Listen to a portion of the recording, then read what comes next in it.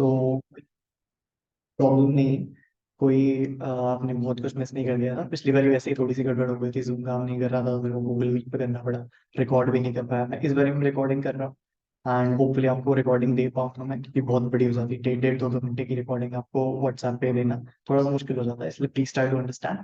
मैं अपनी तरफ से कोशिश करूंगा, हो सकता है मैं काट पीट के यूट्यूब पे अपलोड कर दूं, कुछ कुछ मैं करने की कोशिश करूंगा आपके लिए, और होपफुली आपको गाली प्रोवाइड कर पाऊंगा। ठीक है। किसी के कुछ क्वेश्चन है अब तक, कुछ आप जानना चाहते हैं, कुछ पूछना चाहते हैं तो पूछ लीजिए, अभी टाइम नहीं हुआ हमारा स्टार्ट वेबिनार होने का। तो कुछ आपको अगर पूछना है तो मेरे से पूछ सकते हैं आप चाहें।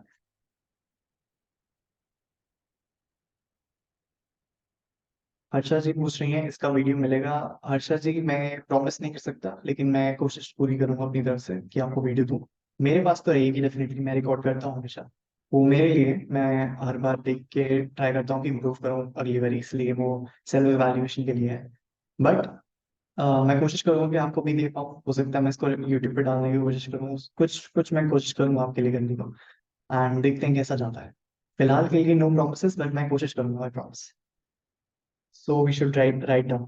बिल्कुल हर्षा जी, कोशिश कीजिए कि you have a pen and paper with you, you should write down. But नहीं भी करेंगे तो कोई बात नहीं, बिकॉज आज जो भी मैं बताऊंगा आपको, जो भी डिटेल में बताऊंगा उसको एक कह सकते हैं शॉर्ट वर्जन रिकैप अगली क्लास के स्टार्टिंग में भी होगी। ये हमेशा एक रिचुअल मान लीजिए। जो भी मैं इस क्लास में बताऊंगा वही उसका एक रिकैप अगली क्लास की स्टार्टिंग में बताता हूँ, ताकि अगर किसी ने मिस कर दिया या फिर किसी को भूल भूल गए, क्योंकि एक हफ्ते का गैप हो जाता है बीच में, तो अगर कोई भूल गए हैं तो उनको थोड़ी सी मेमोरी जो हो जाए। ठीक है, तो yes ideally you should write down, but ऐसी कोई प्रॉब्लम नहीं है। विस्तार से अच्छे से समझाऊंगा, अगर समझ नहीं आता एक बारी में, 2 बार 3 बार 4 बार में भी समझाऊंगा, कोई प्रॉब्लम। भाषा जी कह रहे हैं आई मिस 2 सेशंस। आज का दूसरा सेशन है, आपने 2 सेशंस मिस कैसे करती है? ओके सो अगर मैं अज्यूम कर रहा हूँ किसी का कोई क्वेश्चन नहीं, क्योंकि वो कुछ पूछ नहीं रहा है मेरे ख्याल से, तो थोड़ी देर वेट करते हैं। तब तक के लिए प्लीज सब लोग अपना नाम चैट बॉक्स में लिख के डालिए। मैं देखना चाहता हूँ कौन कौन आया है, कौन कौन अटेंटिव है, कौन कौन ध्यान दे रहा है। टीचर्स जैसे चेक करते हैं ना थोड़ी थोड़ी देर में कि स्टूडेंट्स ध्यान दे रहे हैं कि नहीं, वैसा मैं कुछ करना चाहता हूँ। प्लीज अपना अपना नाम चैट में लिख के भेजिए मेरे को। मेरे को बहुत अच्छा लगता है जब कोई मेरे को पुराना बैच का कोई फिर से आया हुआ मिलता है, तो मेरे को बहुत अच्छा लगता है, इसलिए मैं पूछ रहा हूँ। अश्विनी, हर्षा संगारी, हितेश पाठक, आसाम, संध्या, welcome, very much welcome. Vijay Singh. देखिए पार्टिसिपेंट्स थोड़े से कम रहेंगे, तो वंदना जी, तो आराम से सबको इंडिविजुअली भी मैं सिखाऊंगा। अगर कोई डाउट है तो आप पूछिए, आपके डाउट्स में क्लियर करने वाला हूँ पूरी तरह से। पार्टिसिपेंट्स इसलिए कम है बिकॉज फर्स्ट बैच में ही बहुत सारे लोग आ गए थे। 200 250 शायद जो है पर क्लास हमारी अटेंडेंस आ रही थी।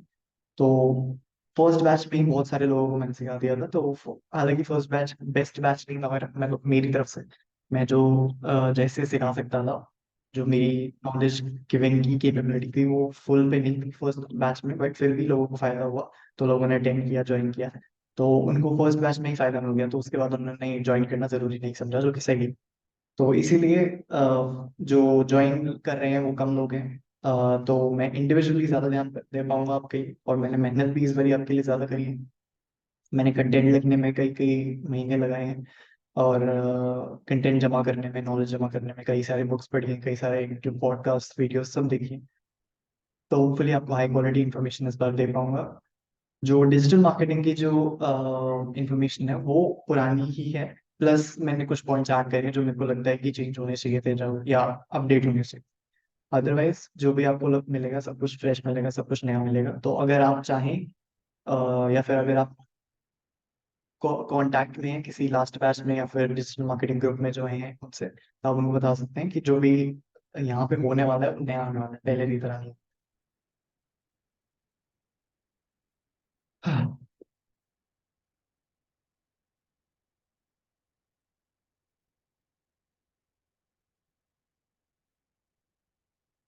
गुड इवनिंग सबको। जो जो नए आ रहे हैं वेलकम। अभी कुछ हमने स्टार्ट नहीं किया है, तो कोई टेंशन वाली बात नहीं है, हमने कुछ मिस नहीं किया। 2-3 मिनट और वेट करते हैं, उसके बाद हम स्टार्ट कर देंगे। साउंड एको हो रहा है?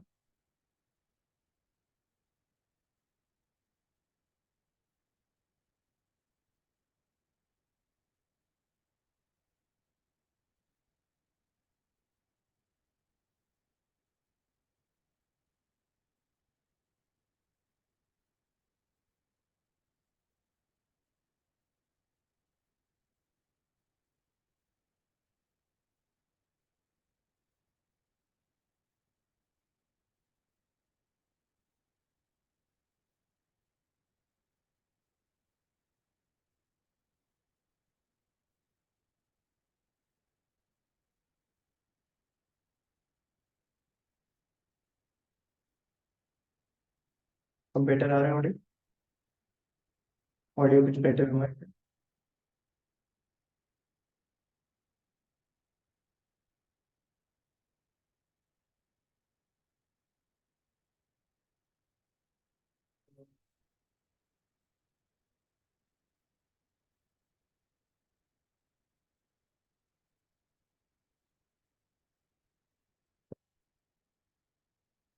Hello? Hello?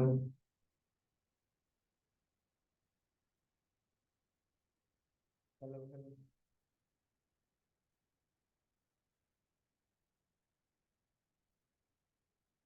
Okay, sound clear बोल रहे, ठीक है। ठीक है, ओके। लो तो नहीं आ रहा है? क्लियर तो है, लो तो नहीं आ रहा साउंड?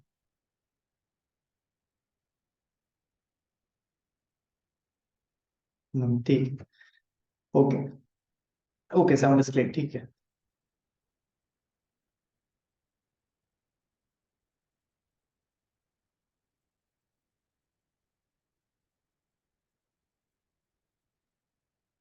सबको स्क्रीन दिख रही है? नहीं, अभी शेयर नहीं होगा। अब आ गया होगा, सबको स्क्रीन दिख रही है मेरी?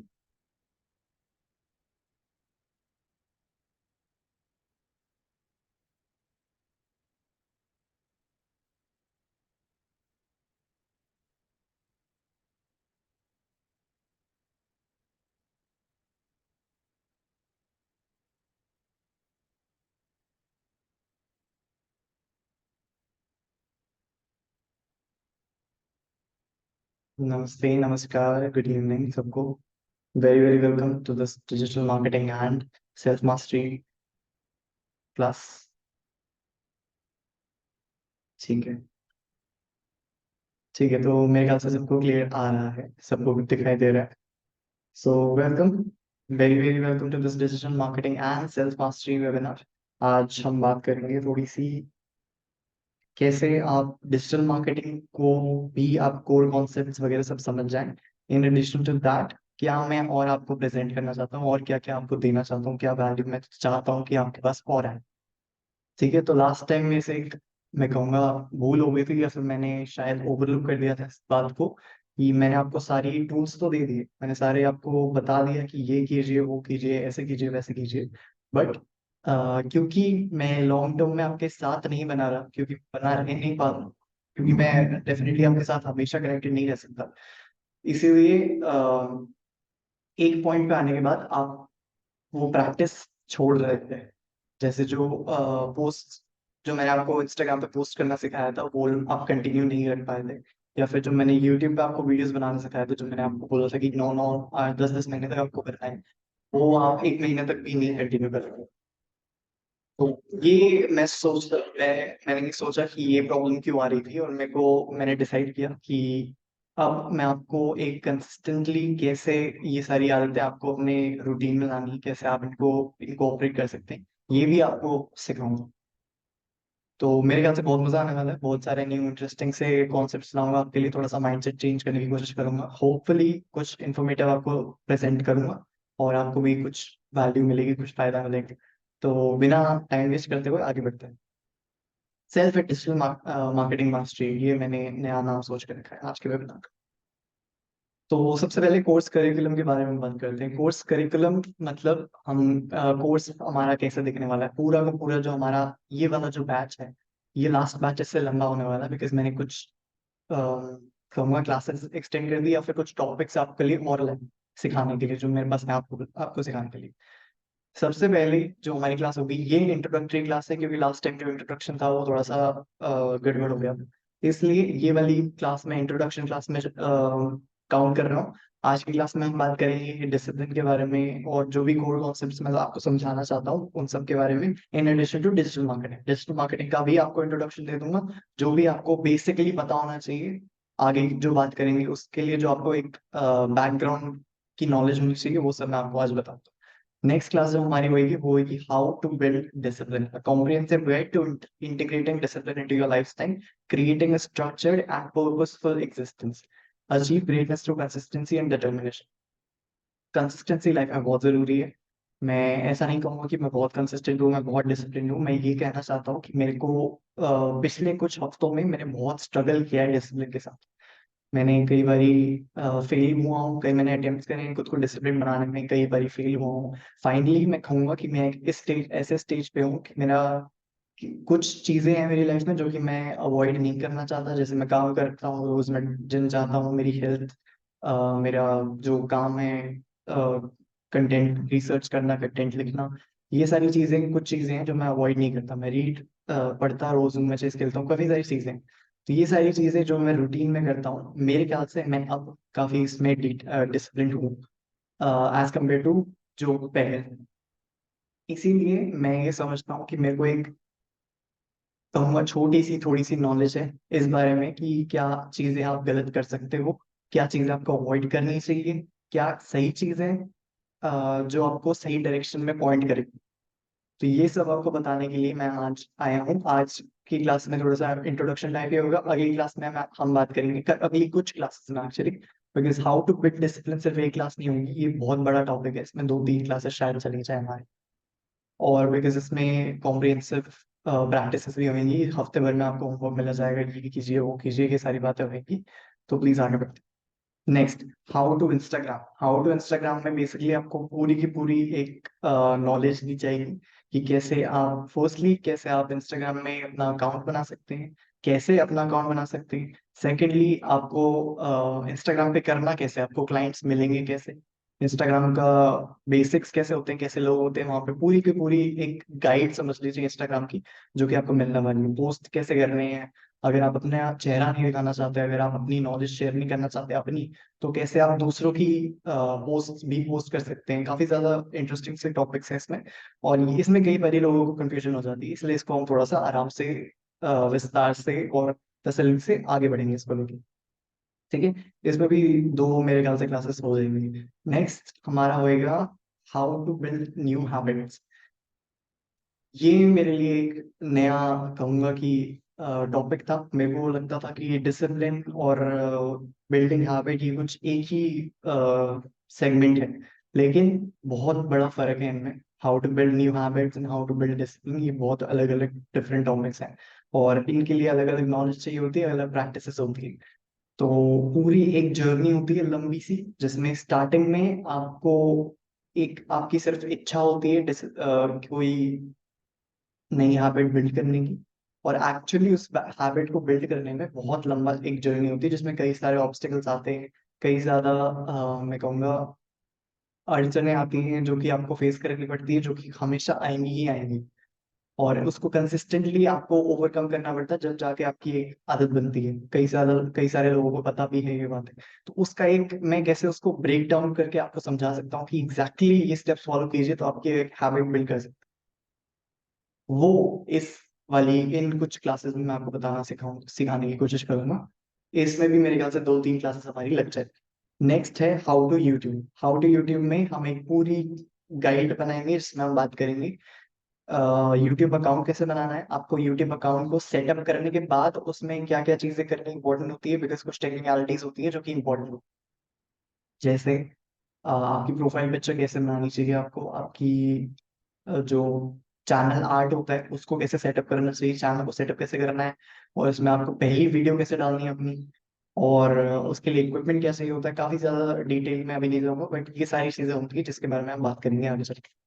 Next, what is momentum. Momentum बहुत इंपॉर्टेंट बात टॉपिक है, जिसके बारे में लोगों को नहीं पता होता। ये छोट बहुत इंपॉर्टेंट है, इसीलिए मैंने इसको इंक्लूड किया है, बट इसमें बहुत ज्यादा टाइम नहीं लगेगा, हो सकता है एक क्लास में ही इसके बारे में बात करके खत्म हो जाए। नेक्स्ट है अ,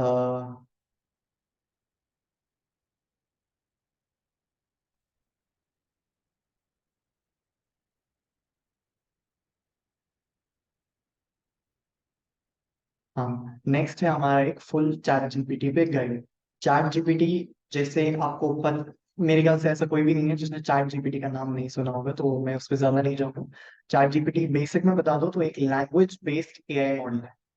वो गूगल नहीं है, गूगल अलग चीज है, वो लैंग्वेज बेस्ड एआई मॉडल है, जिसको बेसिकली लिटरेचर की बहुत नॉलेज है उसको। उसने सारी आप ऐसा समझ सकते हैं, उसने इंटरनेट के सारे आर्टिकल्स पढ़े हुए हैं, उसने सारी दुनिया की किताबें पढ़ी हुई हैं, तो उसको बहुत सारी नॉलेज। इसके बारे में पूरी की पूरी एक गाइड बनेगी जिसमें आपको मैं बताऊं कैसे इसको आप डिजिटल मार्केटिंग में आप इस्तेमाल कर सकते हैं, और इसका इस्तेमाल करना कैसे है, क्या क्या इससे यूजेस होते हैं, कैसे इससे बात करनी है, कैसे प्रॉम्प्ट्स लिखने हैं, सारी बातें आपको विस्तार में समझाई जाएंगी। इसमें भी शायद एक दो क्लासेस हमारी लग जाए। ठीक है, अब तक कोई डाउट है किसी को? कुछ बहुत ज्यादा जल्दी तो नहीं जा रहा?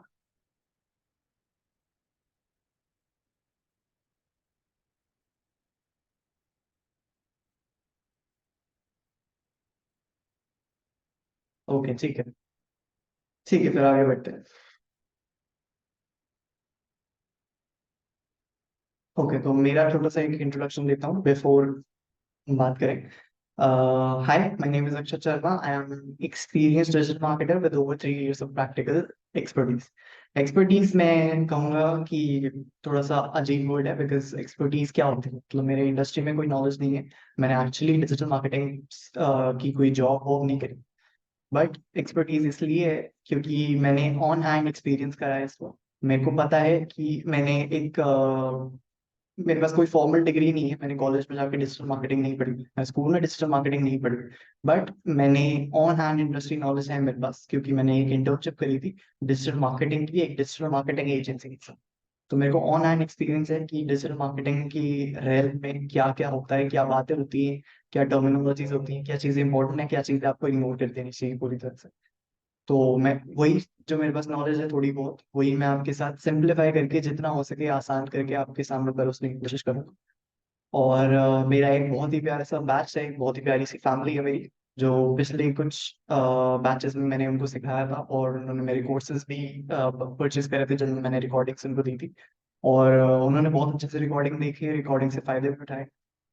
उनको जो कई ज्यादा फायदे हुए, कई लोगों का कॉन्फिडेंस बिल्डअप हुआ। कई लोग पहले कैमरा के सामने बोल नहीं पाते थे, वो पूरी पूरी यूट्यूब वीडियोस बनाते हैं। कई सारे लोगों को क्लाइंट्स मिलने स्टार्ट हो गए ऑनलाइन, जो सिर्फ ऑफलाइन में अपने पड़ोसियों से, कभी दूर की फैमिली मेंबर्स को रेकी सिखाते थे, वो अब ऑनलाइन क्लाइंट्स ला पा रहे हैं। थर्ड, उनका जिनका ऑलरेडी जिनके पास ऑनलाइन क्लाइंट्स आ रहे थे इंस्टाग्राम पे, जिनको थोड़ी सी नॉलेज थी, थोड़ा सा इंस्टाग्राम चलाना सीख जिनको आता था, वो और भी ज्यादा क्लाइंट्स ला पा रहे हैं। मेरे को लग रहा है ऑडियो थोड़ी सी गड़बड़ है। ऑडियो सही लग रहा है सबको? प्लीज एक बार चैट में ये लिख दीजिए, मेरे को थोड़ी सी टेंशन हो रही है, बीच बीच में बंद तो नहीं हो रहा ऑडियो? ऑडियो कंसिस्टेंटली क्लियर आ रहा है प्लीज, यस और नो?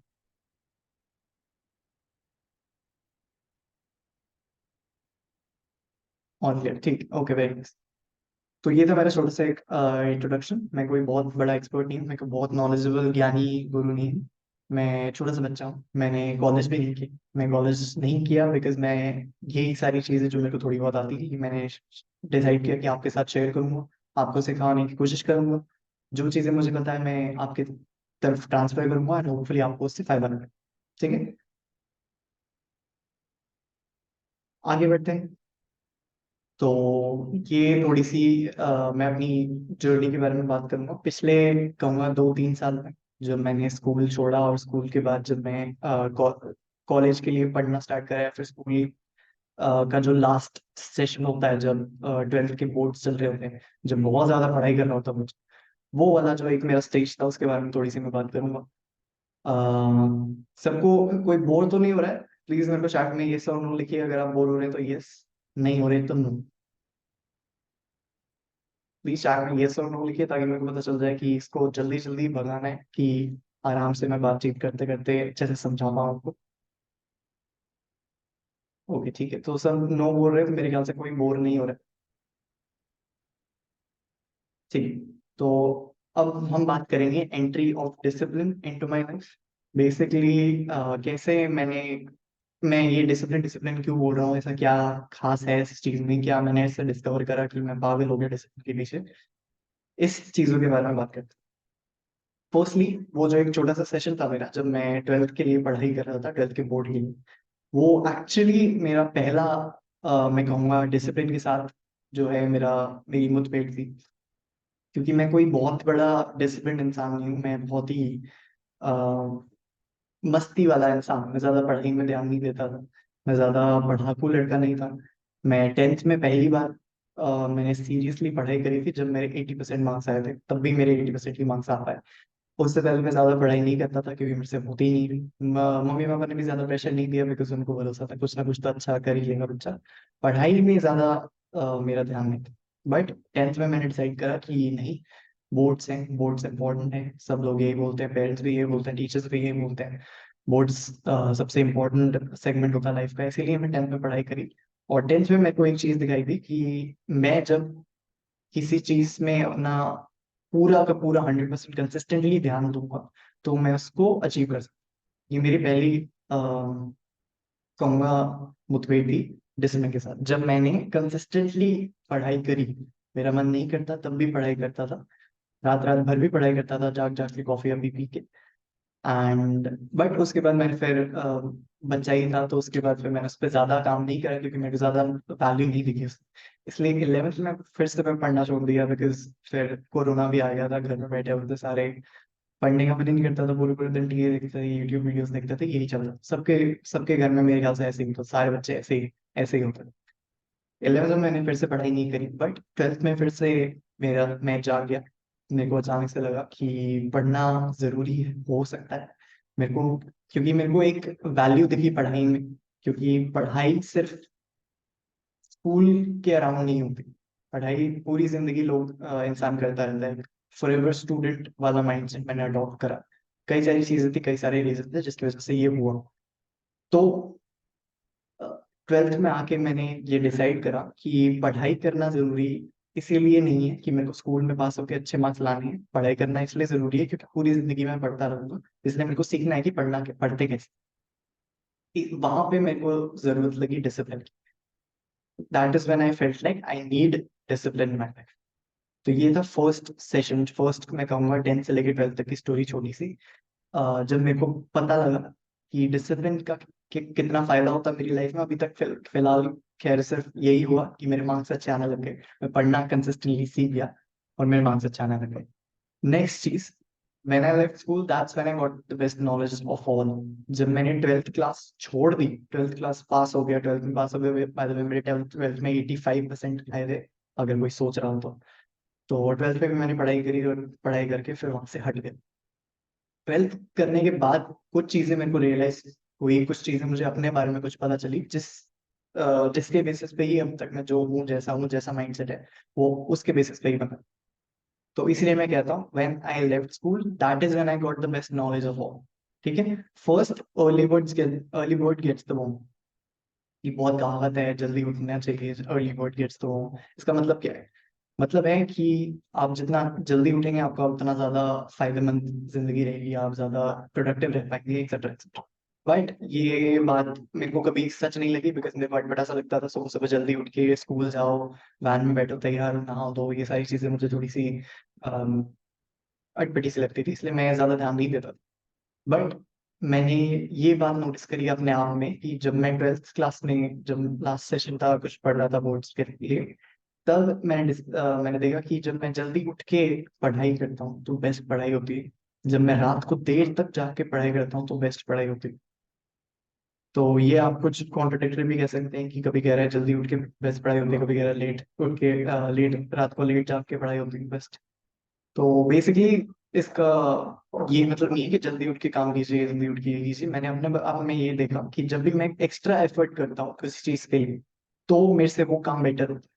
जब मैंने जल्दी उठ के पढ़ने के लिए स्पेशली जल्दी उठा तो मेरी पढ़ाई बेटर गई। जब मैं रात को कॉफी पी पी के रात को देर देर तक पढ़ता था तो मेरे से पढ़ाई बेटर होती है। तो इसीलिए जब मैं उसमें एक्स्ट्रा अटेंशन देता था, मैं अपने ब्रेन को बताता था कि ये मेरे लिए इंपॉर्टेंट है, इसीलिए मैं उसके लिए एक्स्ट्रा एफर्ट करता था, तो वो काम मेरे से बेटर रहा। फर्स्ट चीज मुझे ये पता चली। Second, parents started noticing. जब एक ऐसा बच्चा जो पूरे पूरे दिन टीवी देखता था, पूरे पूरे दिन दोस्तों के साथ घूमता था, पूरे पूरे दिन व्हाट्सएप पे बातें कर रहा है, फोन पे बातें कर रहा है, या फिर गेम्स खेल रहा है, ऐसी चीजें करता था, वो अब पूरी पूरी रात पढ़ रहा है और दिन में सो रहा है, और फिर शाम को खाना खा के रात को फिर से पढ़ने बैठ जाता है, या फिर जल्दी उठ के सबसे पहले उठ के 4 बजे उठ के पढ़ने लग जाता है नहा धो के, उसके बाद रात को टाइम से सो जाता है 8-9 बजे।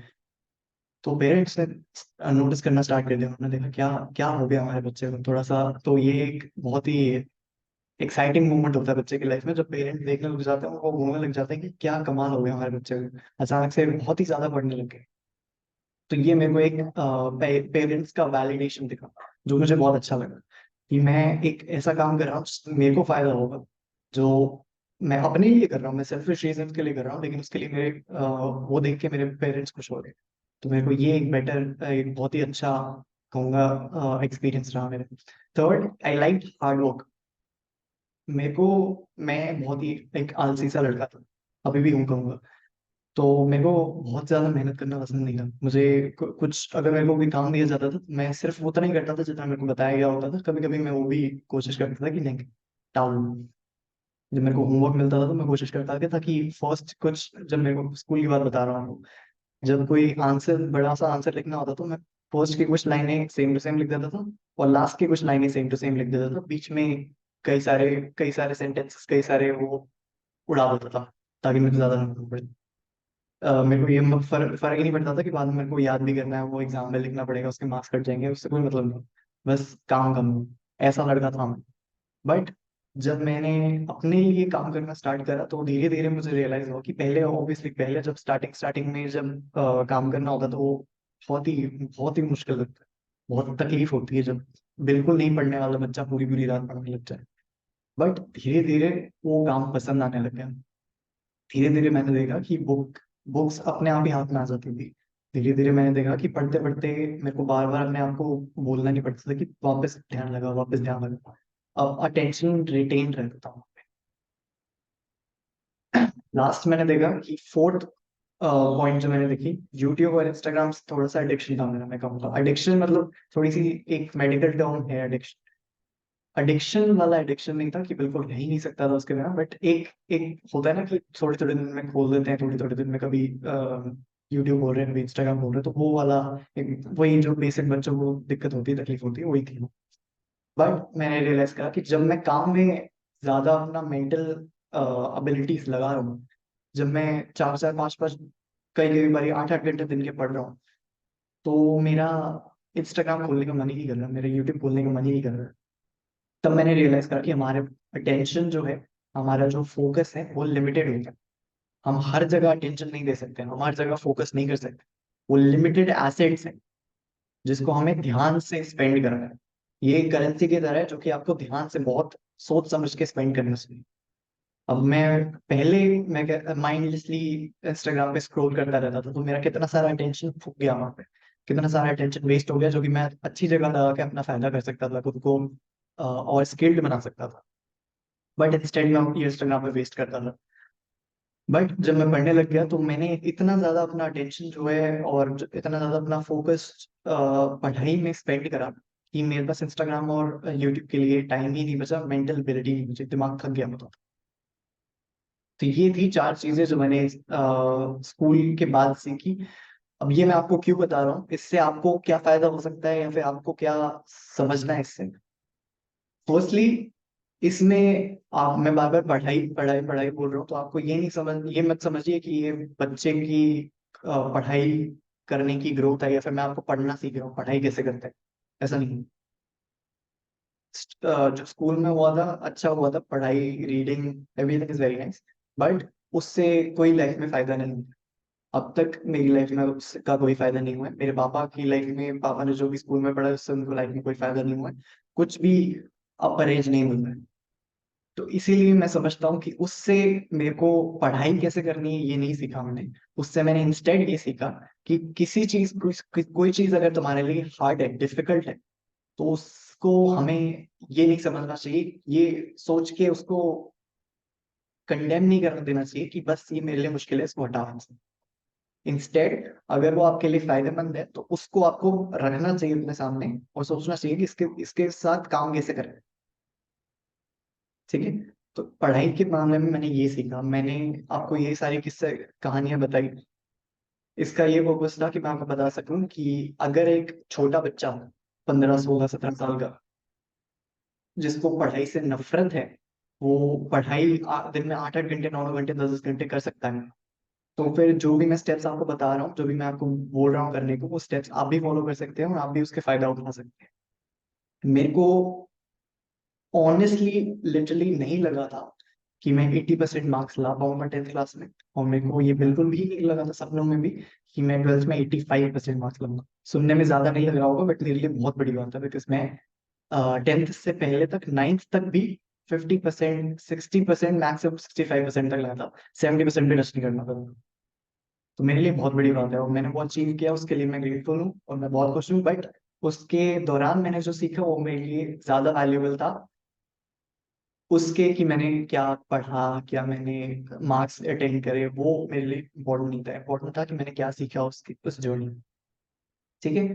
पहला ही, सॉरी दूसरी बात ये, तीसरी बात, मैंने 12th के बाद एक और अपना इंटरेस्ट डेवलप करा, एक और मेरा एरिया ऑफ कहूँगा, एक हॉबी नहीं मैंने पकड़ी। एक्सरसाइज में पूरी जिंदगी करता आया हूँ, मैंने 13 साल का था तब मैंने एक्सरसाइज करना स्टार्ट करा था, वही स्कूल के बच्चों को देख के, और उसके बाद मेरे को आदत सी बढ़ गई थी। बट 12th के बाद मैंने बहुत इंटेंसली उसमें काम करना स्टार्ट करा। मैं 12th के बाद जिम जाना स्टार्ट कर दिया था, बिकॉज मैं कॉलेज नहीं कर रहा था, तो पूरे पूरे दिन बेसिक खाली रहता था, तो इसलिए मैंने जिम करना स्टार्ट कर दिया। तो हालांकि मैं, जब आप घर में एक्सरसाइज करने से जिम में जाते हैं तो एक बहुत बड़ा शिफ्ट होता है, बिकॉज घर में आप लिमिटेड चीजें कर सकते हैं, जिम में आप अनलिमिटेड बहुत सारे वेट्स के साथ आप एक्सरसाइज कर सकते हैं, बहुत सारी चीजें होती हैं। तो डेफिनेटली आपके बॉडी में एक बेसिक से चेंजेस आते हैं, बट वो चेंजेस लीनियर बहुत प्लेटो हो गए। प्लेटो मतलब क्या होता है, एक अर्थ का स्ट्रक्चर होता है, माउंटेन्स होते हैं, प्लेन्स होते हैं जो एकदम प्लेन होते हैं, और प्लेटो होता है, प्लेटो ऐसे ऊपर जाता है और ऐसे जाता है और वापस नीचे आता है, उसको बोलते हैं प्लेटो। तो प्लेटो मतलब मेरी प्रोग्रेस जो है धीरे से ऊपर गई और फिर वहां पे जाके स्टैग्नेंट हो गई। उसके बाद उससे ऊपर नहीं जा रहा था, मैं नीचे भी नहीं जा रहा था, स्टैग्नेंट हो गई, और धीरे धीरे जाके नीचे भी जाना लगा। तो ये एक बहुत ही इरिटेटिंग सी चीज थी, जो क्योंकि मैं बहुत सालों से जिम कर रहा हूँ, मेरे को काफी सारी, मेरे को लगता था कि मेरे को बहुत सारी चीजें पता है, मेरे को बहुत अच्छे से आता है, मैं ये भी कर लूंगा वो भी कर लूंगा, बट अनफॉर्चुनेटली वो नहीं हुआ। जिम में जाने के बाद मैंने सोचा था कि बॉडी और भी बड़ी बढ़िया हो जाएगी, हेल्थ और भी अच्छी हो जाएगी। इंस्टेड बॉडी खराब होने लग गई, हेल्थ भी थोड़ी सी नीचे जाने लग गई, तबीयत खराब होने लग गई जल्दी जल्दी। तो तब मैंने रियलाइज करा कि प्रॉब्लम क्या थी। प्रॉब्लम ये थी कि रेगुलरिटी नहीं थी लाइफ। हफ्ते में कभी 3 दिन जा रहा था जिम, कभी 5 दिन जा रहा था, कभी 7 दिन जा रहा था, कभी एक दिन भी नहीं जा रहा था, कई कई हफ्ते गया ही नहीं जिम। तो रेगुलरिटी नहीं थी, तो फायदा नहीं मिला मुझको जिम का। समझे आप? तो एक पीरियड काफी ज्यादा टाइम चला गया, ऐसे 4 5 6 महीने चले गए, उसके बाद मैंने डिसाइड करा कि बहुत हो गया। रिसेंटली जब हम यहाँ पे नए घर में शिफ्ट हुए थे, हम नए नए घर में शिफ्ट कर लिया, अगर आपको नहीं पता था। तो जब हम रिसेंटली नए घर में शिफ्ट हुए थे, तो हमने हमारे इस सोसाइटी में ही एक जिम है, सोसाइटी का जिम है। तो मैंने यहाँ पे आने के बाद खुद को प्रॉमिस किया कि अब इस सोसाइटी में आने के बाद, जब लिटरली सिर्फ नीचे एक सीढ़ियाँ उतर के ही नीचे जिम है, तो अब मैं कोई एक्सक्यूज नहीं दूंगा, अब मैं कंसिस्टेंटली जिम जाऊंगा। तो मैंने खुद को एक वादा किया कि मैं 3 महीने लगातार जिम जाऊंगा, एक भी वर्कआउट मिस नहीं करूंगा। और उन 3 महीनों में मैंने एक भी दिन ऐसा नहीं था जब जिम नहीं गया। 3 महीने के 3 महीने हर दिन जिम गया। और उस पीरियड में, 3 महीने के पीरियड में, मेरे को सबसे ज्यादा फायदा हुआ था एज कंपेयर टू पूरे जो 4 5 साल पहले उसमें एक्सरसाइज वगैरह मैंने करी थी, उन सारे सालों को मिला के भी इतना ज्यादा मेरे को प्रोग्रेस नहीं मिली जो मेरे को 3 महीने में मिली। और तब मैंने कुछ और चेंज नहीं करा, मैंने कुछ डाइट अपनी बहुत ज्यादा चेंज नहीं करी थी, मैंने एक्सरसाइज का स्टाइल चेंज नहीं करा था, जो पहले करता था वही करता था, बस सब कंसिस्टेंसी आ गए। तो इससे आपको समझना होगा, कंसिस्टेंसी बीट्स परफेक्शन। अगर आप दिन में 7 दिन, मैं जिम का एग्जांपल दे रहा हूँ बट आपको किसी भी चीज से लाइफ में इसको रिलेट कर सकते हैं। अगर आप दिन में, हफ्ते में 7 दिन जिम जाते हैं और आपकी प्रोग्रेस हल्की हल्की बढ़ रही है, 1-1% ऊपर जा रही है, तो फिर आप लॉन्ग टर्म में ऊपर ही जाएंगे। बट अगर आप हफ्ते में 2-3 दिन जिम जाते हैं, फिर नहीं जाते, फिर हफ्ते में एक हफ्ते जाते हैं, तो आपकी प्रोग्रेस ऐसे ऐसे होती रहती है। तो इसको आप कंट्रोल नहीं कर सकते, बिकॉज जब आपका ग्राफ ऐसे ऐसे जाएगा तो ऊपर जाएगा, नीचे भी जाएगा, तो कंसिस्टेंटली ऊपर नहीं जाएंगे आप, तो आपका एक फिक्स नहीं हो पाएगा आपकी स्टेज। तो जब आपको कुछ फिक्सेट करना होता है अपने आप में, अपने आप का मतलब पर्सनैलिटी ही चेंज करनी होती है आपको, ये अपने आप आदतें अपने आप में इनग्रेव करनी होती है, तो आपको कंसिस्टेंसी जरूरी है। चाहे आप हर दिन थोड़ा थोड़ा थोड़ा थोड़ा करें, वर्सेस अगर आप एक दिन बहुत अच्छा करें और फिर वापस एक हफ्ता नहीं करें, फिर एक दिन बहुत अच्छा करें, फिर एक हफ्ता ना करें, उससे बेटर आप थोड़ा थोड़ा थोड़ा थोड़ा इंक्रीमेंट्स में कंसिस्टेंटली बेटर हो। खैर उसको आगे हम और बात करेंगे। Lastly, introduction to self improvement. Last के 7-8 महीने, जब मैं लास्ट बैच भी करा रहा था, उसी टाइम में मेरी मेरा एक इंट्रोडक्शन हुआ सेल्फ इम्प्रूवमेंट, एक कॉन्सेप्ट। इसको कॉन्सेप्ट कह लीजिए, इसको आप एक ऑनलाइन कम्युनिटी कह लीजिए, इसको आप कुछ भी कह सकते हैं। मैं कहूँगा इसको concept, because self improvement basically मतलब आप नाम से ही समझ गए होंगे, सेल्फ इम्प्रूवमेंट, अपना इम्प्रूवमेंट। बट इसमें काफी सारी चीजें होती है, इसमें आती डिसिप्लिन आते हैं, इसमें एक्सरसाइज वगैरह करना आता है, इसमें काम करना आता है, जो भी आप काम करते हैं।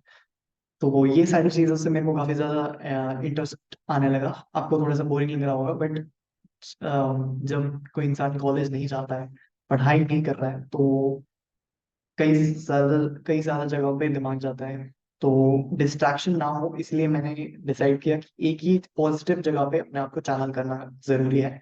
इसलिए मैंने प्रोडक्टिविटी चूज करी, इसलिए मैंने हेल्थ चूज करी, इसलिए मैंने सेल्फ ग्रोथ चूज करा।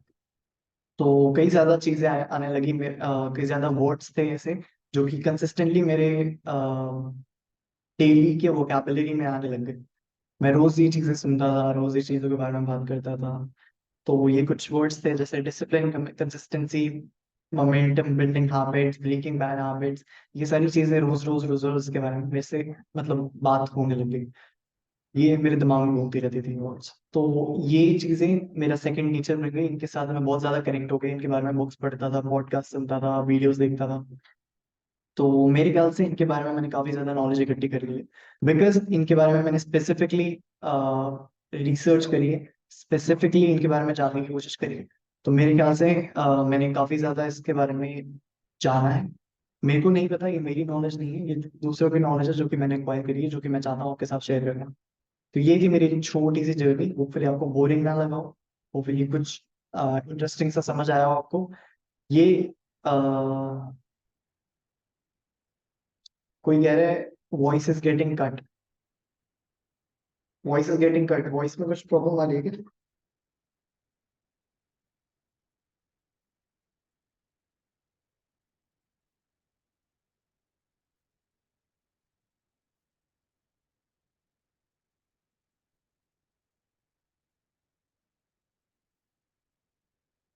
ठीक आ रहा है सबको? अब आवाज बेटर आ रही है? Hello hello.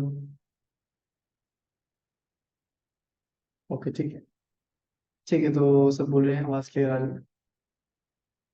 अभी ठीक है, ओके।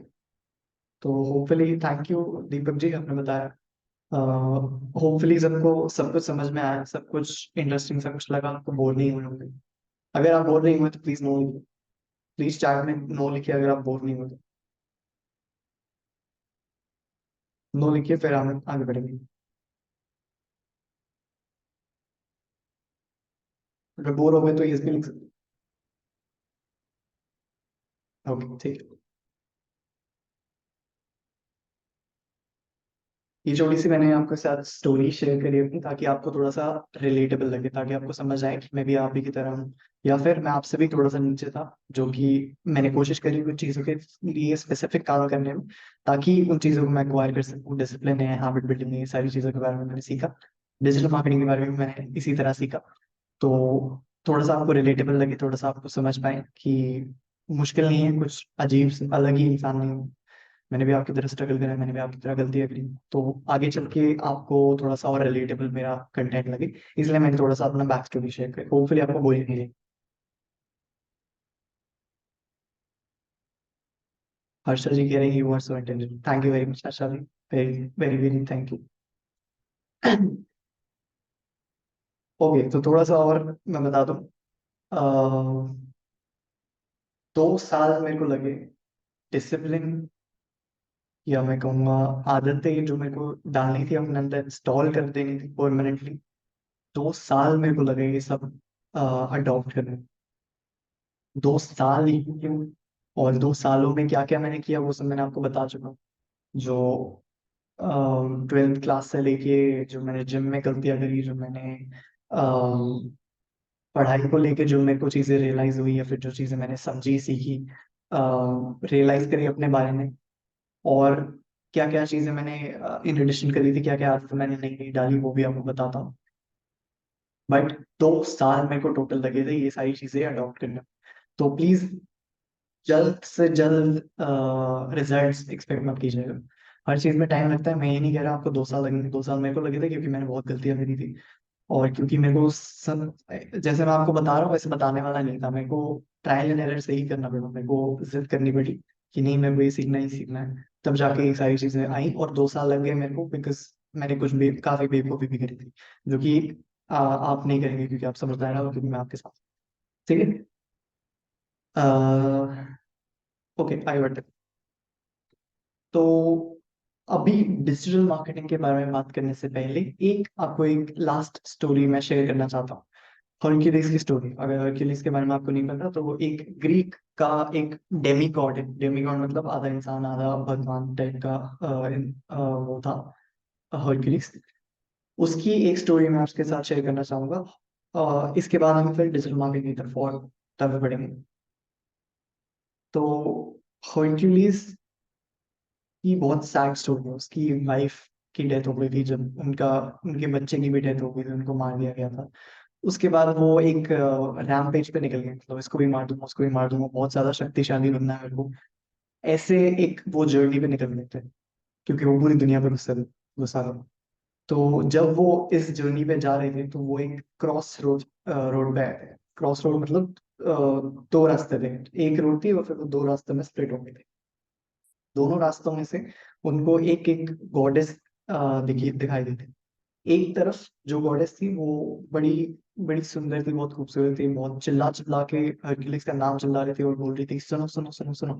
हरक्यूलिस ने उनकी बात सुनी, तो हरक्यूलिस को उन्होंने बताया कि मैं, अगर तुम मेरे वाले रास्ते पे आओगे, अगर तुम मेरा वाला पाथ चूज करोगे, तो मैं तुम्हें प्रॉमिस करती हूँ, 100% गारंटी देती हूँ कि तुम्हें कभी कोई तकलीफ नहीं होगी, तुम्हें कभी कोई परेशानी नहीं होगी, तुम आराम हमेशा भरपेट खाना खा पाओगे, हमेशा पूरी पूरी रात की नींद ले पाओगे, हर तुम्हें सुख चैन समृद्धि सब तुम्हें मिलेगा, और तुम्हें कोई एफर्ट नहीं करना पड़ेगा, तुम्हें कोई तकलीफ नहीं करनी पड़ेगी। बस इस बात पे चले जाओ और तुम्हें 100% जो है खुशियां मिलेगी, शांति मिलेगी, अ, सारी अच्छी चीजें, पॉजिटिव चीजें जो भी आप सोच सकते हो, जो भी मोह बोलते हैं ना हिंदी में, मोह वाली चीजें सोच सकते हो, वो सब उस गॉडेस ने प्रॉमिस कर दी थी।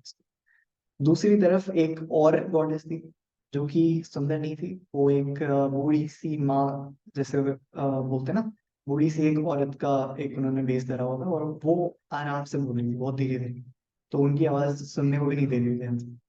उन्होंने बोला कि अगर तुम मेरा पाथ चूज करोगे, बहुत सोच समझ के चूज करना, बिकॉज यहाँ कोई गारंटी नहीं है कि तुम खुशी से जी पाओगे, क्या क्या तुम जी भी पाओगे लंबा, क्या तुम्हें शांति मिलेगी, क्या तुम्हें खुशी मिलेगी, इसकी कोई गारंटी नहीं। लेकिन एक बात की गारंटी है कि तुम आधे भगवान हो, तो तुम्हें भगवान वाली ही ट्रीटमेंट यहाँ पे मिलेगी, जो जो ऐसी तुम्हें सिचुएशंस मिलेगी जिससे तुम प्रॉपर एक हट्टे कट्टे बोल, प्रॉपर एक शक्तिशाली भगवान की तरह ही तुम्हारी एक कंडीशनिंग हो जाए। वो वाले रास्ते पे तुम्हें ये मिलेगा, कोई गारंटी नहीं है, कोई प्रोमिस नहीं करे। इस वाले रास्ते पे उनको एक बड़ी खूबसूरत सी गॉडेस थी जिन्होंने उनको प्रॉमिस कर रखे थे कि ये भी मिलेगा वो भी मिलेगा वो भी मिलेगा।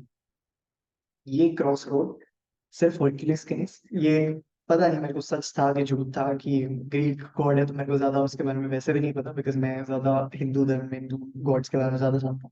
बट ये जो क्रॉस रोड आई थी, ये सबकी लाइफ में आना, ठीक है। अगर आप आसान वाला रास्ता चूज करेंगे तो आपको हो सकता है जल्दी से खुशियां मिल जाए, हो सकता है जल्दी से रिजल्ट्स मिल जाए, हो सकता है जल्दी से आपको आसानी से भी आपको सक्सेस मिल जाए। बट वो शॉर्ट लिव्ड होती है और वो ज्यादा देर तक चलती है, और उसमें फेलियर्स के बहुत ज्यादा चांसेस होते हैं। दूसरी तरफ अगर आप थोड़ा सा हार्ड तरीका, जो कि सही तरीका है, उसको चूज करेंगे तो वो मुश्किल होएगा। वो बिल्कुल आसान नहीं होएगा, लेकिन वो मुश्किल इसलिए है बिकॉज सब लोग वो नहीं कर सकते। अगर सब लोग कर लेते तो सब लोग बहुत बढ़िया बन जाते, बहुत ज्यादा सक्सेसफुल बन जाते। इसलिए आपको मुश्किल वाला तरीका चूज करना है, हार्ड वाला तरीका चूज करना है, ताकि आप आपको एक ट्रांसफॉर्मेशन मिले, ताकि कोई चेंजेस आए, कुछ पॉजिटिव चेंजेस आए आपको। ठीक है, तो रिजल्ट्स के पीछे मत भागिए, अपने अपने आप में ट्रांसफॉर्मेशन के पीछे भागिए, रिजल्ट्स मिलते रहे। ठीक है, हरक्यूलिस ने भी वाइजली वही वाला ऑप्शन चूज किया, जहाँ पे उनको कठिनाइयां मिले, तकलीफ मिले, बट वो फिर ऐसे एक इंसान में, ऐसे एक डेमी गॉड में ढल जाए जो उसके लायक भी हो। ठीक है, जो मतलब उनके खुद के मन में भी इज्जत है अपने लिए, कि मैंने इतनी सारी तकलीफों से गुजरा हूं, तब जाके मेरे को ये सारा मिला है। अब मेरे सामने ऐसे प्लेटर में किसी ने नहीं परोसा। ठीक है, इसीलिए आपको भी ध्यान देना है कि कौन सा वाला रोड आपको चूज करना है, कौन से वाले पाथ आपको चूज करना है। सबकी लाइफ में क्रॉस रोड्स आते हैं और बार बार आते हैं। और किसी की लाइफ में एक ही बार आया, आपकी लाइफ में रोज आएंगे, बार बार आएंगे। आपको चूज करना है कौन सा वाला ऑप्शन आपको चूज करना है, आसान वाला है या सही वाला। ठीक है, तो थोड़ा सा ज्यादा ज्ञान दे दिया मैंने इस लाइक, तो मैं नहीं समझता खुद को, बट मेरे को ये मैंने एक बुक में पढ़ा था, मेरे को काफी अच्छा लगा, मैंने सोचा आपके साथ शेयर करूँ। आगे बढ़ते हैं। अब थोड़ा सा हम डिजिटल मार्केटिंग की realm में आ जाए, डिजिटल मार्केटिंग की दुनिया में आ जाए। सबसे पहले डिजिटल मार्केटिंग के बारे में जानने से पहले आपको पता होना चाहिए कि मार्केटिंग क्या होता है, व्हाट इज मार्केटिंग। ठीक है, मार्केटिंग इज, पहले आपको एक इंग्लिश में डेफिनेशन बता दूंगा, फिर उसको ब्रेक डाउन करेंगे थोड़ा थोड़ा करके, उसका मतलब बताऊंगा हिंदी में। Marketing is spreading awareness about your product, your services, or even yourself through means like TV ads, Facebook ads, Google ads, YouTube ads, newspaper, radios, posters, etcetera, flyers, कुछ भी हो सकता है। ठीक है, तो मार्केटिंग का मतलब लोगों को अवेयरनेस देना, मतलब लोगों को बताना कि ये चीज एग्जिस्ट करती है, मैं एग्जिस्ट करता हूँ, मैं डिजिटल मार्केटिंग सिखाता हूँ, मैं डिसिप्लिन के बारे में बताता हूँ, मैं अक्षर शर्मा हूँ। तो ये सारी चीजें बताना, लोगों को अवेयरनेस देना, लोगों को बताना कि भाई ये चीज एग्जिस्ट करती है। जैसे मैं ये कंघी बेच रहा हूँ, तो ये कंघी एग्जिस्ट करती है, लोगों को बताना, ये है मार्केटिंग। अब मार्केटिंग के मीन्स मतलब किस साधन से मार्केटिंग हो रही है, उससे उसकी सब डिविजन बन जाती है। जैसे अगर मार्केटिंग यूट्यूब एड्स के थ्रू हो रही है, या फिर मार्केटिंग फेसबुक एड्स के थ्रू हो रही है, इंस्टाग्राम के थ्रू हो रही है, तो वो डिजिटल मार्केटिंग कहलाएगी। अगर वो किसी ट्रेडिशनल मेथड के थ्रू हो रही है, पुरानी टेक्नोलॉजी के थ्रू हो रही है, रेडियोस के थ्रू, टीवी के थ्रू और न्यूज पेपर्स के थ्रू, तो वो ट्रेडिशनल मार्केटिंग है। ठीक है, अब सब डिविजन और टर्मिनोलॉजीज की बात कर लेते हैं, कुछ ऐसे टर्म्स जो कि आपको पता होने चाहिए, जो कि आपको रटे हुए होने चाहिए, जिसको समझने के बाद आप जो आगे की क्लास होगी उनको बेटर समझ पाएंगे। Firstly ROI, return of investment. जब आप कुछ पैसा इन्वेस्ट करते हैं एड्स में, तो उसका जो उसमें से कितना रिटर्न आपको आया, वो होता है रिटर्न ऑफ इन्वेस्टमेंट। जैसे आपने 1,000 रुपये एड्स में लगाए, गूगल एड्स में, वैसे मैं आपको फ्री में करना सिखाऊंगा सब कुछ, कहीं भी पैसे आपको खर्च नहीं करने पड़ते। जो अकाउंट्स बनानी है, पोस्ट करनी है, कहीं भी मैं पैसे खर्च करने को आपको नहीं कहूंगा और करवाऊंगा भी नहीं। बट ये चीज आपको पता होनी चाहिए, इसलिए मैं बता रहा हूँ। रिटर्न ऑन इन्वेस्टमेंट मतलब आपने जो इन्वेस्टमेंट करी उसमें से कितना आपको रिटर्न आया। अब रिटर्न ये भी हो सकता है कि आपने एड्स में कितने पैसे लगाए, ये भी हो सकता है कि आपने अपना बैकग्राउंड में क्या कितने पैसे लगाए, आपने जो इक्विपमेंट खरीदा है उसमें कितने पैसे लगे। तो वो इन्वेस्टमेंट जो भी आपने करी अपने कंटेंट के लिए, या फिर आपके एडवर्टीजमेंट के लिए, मार्केटिंग के लिए, उसमें जो भी इन्वेस्टमेंट है उसमें से कितना वापस आया, क्या सारा वापस आया, क्या और कितना आया, वो होता है रिटर्न ऑफ इन्वेस्टमेंट। मतलब इन्वेस्टमेंट जो आपने करा उनमें से वापस कितना आया, ये होता है रिटर्न ऑन इन्वेस्टमेंट।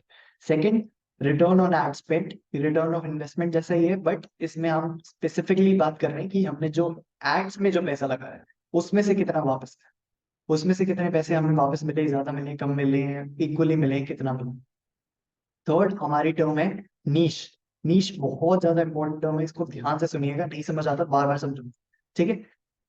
नीश मतलब आपका टॉपिक जिसके अराउंड आप कंटेंट बनाएंगे, या फिर जिसके अराउंड आपको एक्सपर्टीज है, इसके बारे में आप बार बार बोल सकते हैं, ज्यादा नॉलेज दे सकते हैं।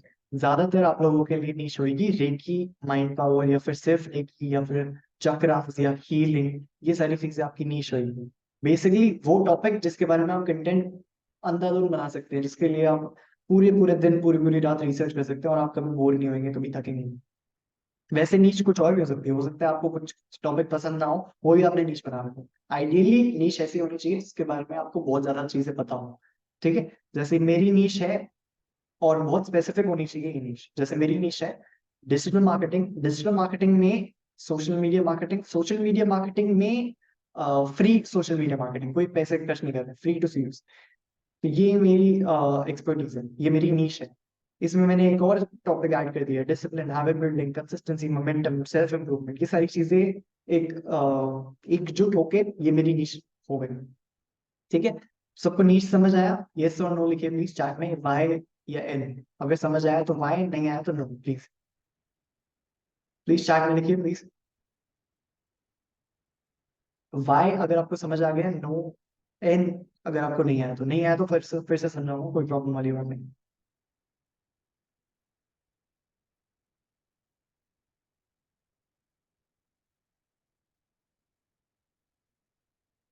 ओके, मैं हमेशा बोलता हूँ अगर एक भी नो आया तो मैं समझाऊंगा, फिर से कोई प्रॉब्लम नहीं है।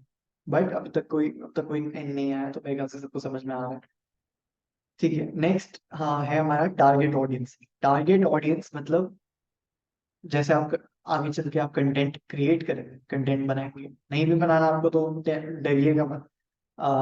बेसिकली आप जो भी कंटेंट बना रहे हैं, या फिर आप जो भी एडवर्टाइज कर रहे हैं, जो भी मार्केट करना चाह रहे हैं, वो किसके लिए कर रहे हैं, वो होती है टारगेट ऑडियंस। एक आपके दिमाग में एक बहुत ही क्लियर पिक्चर होनी चाहिए एक ऐसे इंसान की, जो आपका आइडियल कस्टमर है, आइडियल क्लाइंट है। आइडियल मतलब इसको अगर आप बेचोगे तो ये जितने पैसे मांगोगे उतने पैसे देंगे, ये होता है आपका आइडियल कस्टमर। मतलब एकदम परफेक्ट, सारी चीजें आपको बहुत ही पसंद करता है, जो भी जैसे सिखाते हैं बहुत पसंद करता है, ये इंसान आपकी टारगेट ऑडियंस, ठीक है। अब बस एक एक इंसान को इमेजिन कीजिए जिसकी सारी ट्रेड्स आपको लिस्ट आउट करें, क्या क्या पसंद है उसे, क्या नहीं पसंद, किस तरह के वीडियोस पसंद है, किस तरह का पिक्चर्स पसंद है, किस तरह की इंस्टाग्राम पोस्ट पसंद है, किस तरह की यूट्यूब वीडियो पसंद है, ये सारी चीजें लिस्ट आउट करके आपको उसकी कैरेक्टर ट्रेड्स में बना के रखनी है, ठीक है। आगे चल के इसके बारे में बात करेंगे, इंस्टाग्राम की जब बात करेंगे तो आपको टारगेट ऑडियंस के बारे में अच्छे से समझा दूंगा। बट टारगेट ऑडियंस आईडी ऐसा एक बंदा है, ऐसा एक इंसान है, वैसे तो टारगेट ऑडियंस मतलब बहुत सारे लोग होते हैं, बट आपके लिए आपके दिमाग में ये होना चाहिए टारगेट ऑडियंस ऐसा एक इंसान, ऐसा एक क्लाइंट जो बहुत ज्यादा पसंद करता है आपको, जो जो भी आप बोलते हैं बहुत ज्यादा पसंद करते हैं, बहुत अच्छे से सीखता है, ये आपकी टारगेट ऑडियंस। नेक्स्ट होता है लीड्स।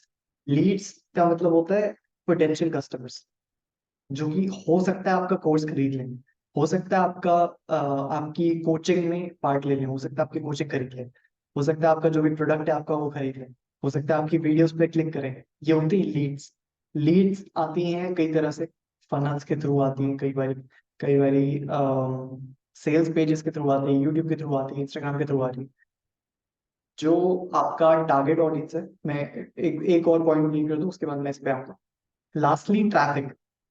ट्रैफिक होता है कि आपके इंस्टाग्राम पेज में, आपके यूट्यूब पेज में कितने लोग आ रहे हैं, आपकी वेबसाइट पे कितने लोग आ रहे हैं, उसको हम ट्रैफिक बोलते हैं। डिजिटल मार्केटिंग में ट्रैफिक मतलब वो चक्कर जाम वाला ट्रैफिक नहीं, ट्रैफिक मतलब कितना कितना क्राउड आ रहा है, कितने लोग आ रहे हैं, उसको ट्रैफिक बोलते हैं, ठीक है। तो सबसे पहले होता है टारगेट ऑडियंस। टारगेट ऑडियंस मतलब एक परफेक्ट इंसान जो आपका प्रोडक्ट मतलब खरीद ही ले, बहुत पसंद करता है आपको, ठीक है। इन लोगों के लिए आप कंटेंट बना रहे हैं, इन लोगों के लिए आप बातें कर रहे हैं, जो भी कर रहे हैं, इन लोगों के लिए आप अपना प्रोडक्ट भी इनके लिए सोच समझ के निकालें, ठीक है। टारगेट ऑडियंस के बाद आता है ट्रैफिक। ट्रैफिक मतलब कितने लोग आपके फुट स्टेप्स, मतलब बेसिकली मतलब आपके यूट्यूब पेज पे कितने लोगों ने क्लिक किया, वो सारा ट्रैफिक होता है। आपके इंस्टाग्राम के प्रोफाइल पे कितने लोगों ने क्लिक किया, वो ट्रैफिक होता है। आपकी वेबसाइट पे कितने लोगों ने क्लिक किया, वेबसाइट में आ गए, वो होता है कि वो ट्रैफिक होता है। अब लीड्स लीड्स होता है कि ट्रैफिक से थोड़ा सा आगे वाला बंदा होता है, मतलब ट्रैफिक वाले लोग कई सारे हैं, उनमें से आप फिल्टर आउट करते हो, छांटते हैं ऐसे लोगों को जो कि हो सकता है आपका प्रोडक्ट खरीद लें, इनके चांसेस ज्यादा है आपका प्रोडक्ट खरीद, ये ज्यादा इंटरेस्टेड है, वो होते हैं लीड्स। ठीक है, अब तक सबको समझ आ रहा है? ज्यादा कुछ फास्ट तो नहीं होगा, सबको समझ आया? प्लीज यस या नो, बाय और नो। दीपक फबीनी कह रहे हैं वॉइस स्टॉप हो रहा है। फबीनी जी, मेरे ख्याल से आप ही के लिए हो रहा है, बाकी सबको क्लियर आ रही है। प्लीज अपना इंटरनेट चेक कीजिए, अगर वाईफाई पे है तो मोबाइल नेटवर्क पे आ जाएगी, नेटवर्क पे है तो वाईफाई पे आ जाएगी।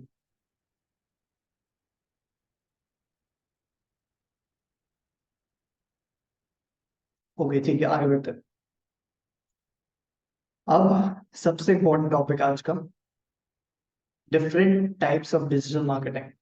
डिजिटल मार्केटिंग के दो, कई ज्यादा टॉपिक्स, कई ज्यादा टाइप्स होते हैं, बट मेनली दो टाइप्स है जिनके बारे में हम बात करें। ठीक है, डिजिटल मार्केटिंग और ट्रेडिशनल मार्केटिंग। सबसे पहले डिजिटल मार्केटिंग के बारे में बात करते हैं, जो कि हमारा टॉपिक है, जिसके बारे में हम इंटरेस्टेड है। तो पहले इंग्लिश में बता देता हूँ, उसके बारे में उसको थोड़ा थोड़ा तोड़ तोड़ के उसके बारे में मैं समझाऊंगा।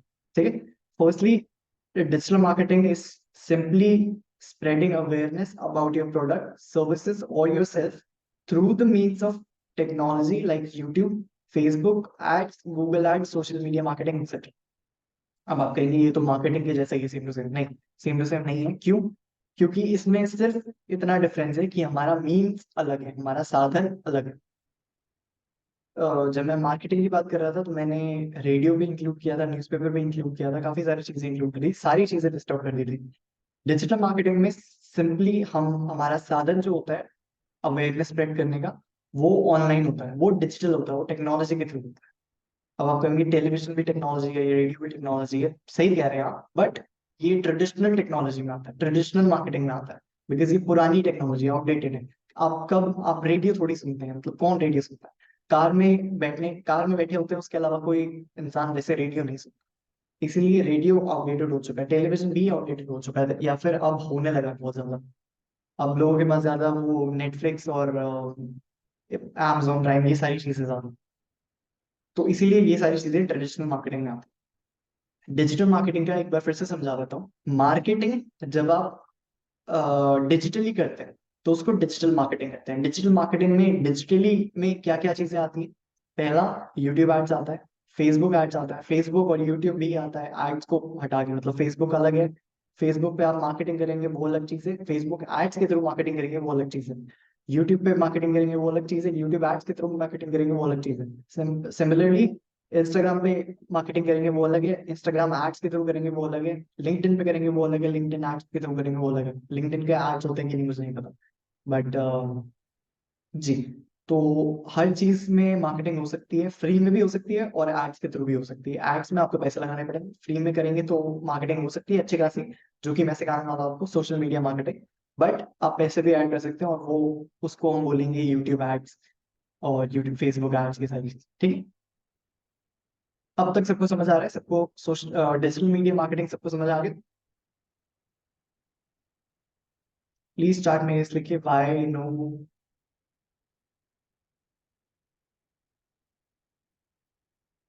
प्लीज चैट में बाय या नो लिखिए please. Hello.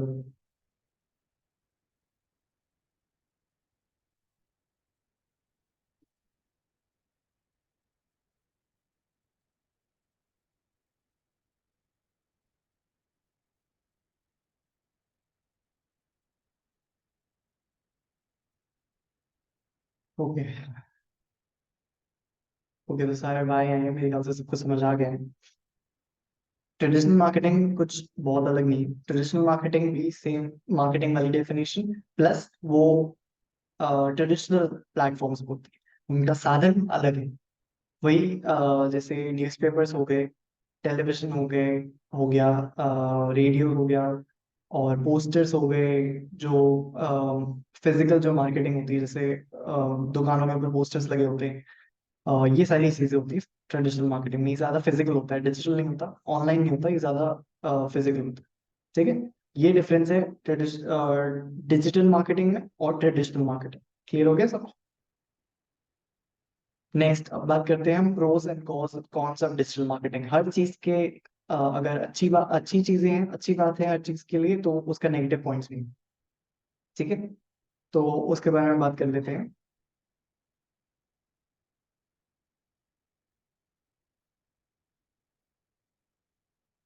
Okay, so pros, कुछ अच्छे पॉइंट्स डिजिटल मार्केटिंग के लिए। फर्स्टली, ये मैंने एडिट नहीं किया था तो इसमें थोड़ी सी गड़बड़ी आ गई, इसमें वही डिजिटल मार्केटिंग की डेफिनेशन आ गई है, बट आगे बढ़ते हैं। प्रोज एंड कॉन्स आपको ऐसे ही बता दूं। फर्स्ट, जो प्रो है डिजिटल मार्केटिंग का, या फिर जो ऑनलाइन मार्केटिंग है उसका एक प्लस पॉइंट है, वो है कि फर्स्टली डिजिटल मार्केटिंग में आप टारगेट कर सकते हैं अपनी ऑडियंस को। आपको एग्जैक्टली किस बंदे को ऐड दिखाना है, या फिर एग्जैक्टली किस बंदे को वो इंस्टाग्राम का पोस्ट दिखाना है, यूट्यूब का वीडियो दिखाना है, वो आप सिलेक्ट कर सकते हैं, चूज कर सकते हैं, उसको आप कंट्रोल कर सकते हैं। ठीक है, दूसरा प्लस पॉइंट उसका, आपकी रीच उतनी नहीं रहती, बट आप स्पेसिफाई कर सकते हैं। फर्स्ट पॉइंट ये। दूसरा, आप एक सेकंड में दीजिएगा, थोड़ी आवाज ब्रेक मिली, एक सेकंड में दीजिएगा प्लीज।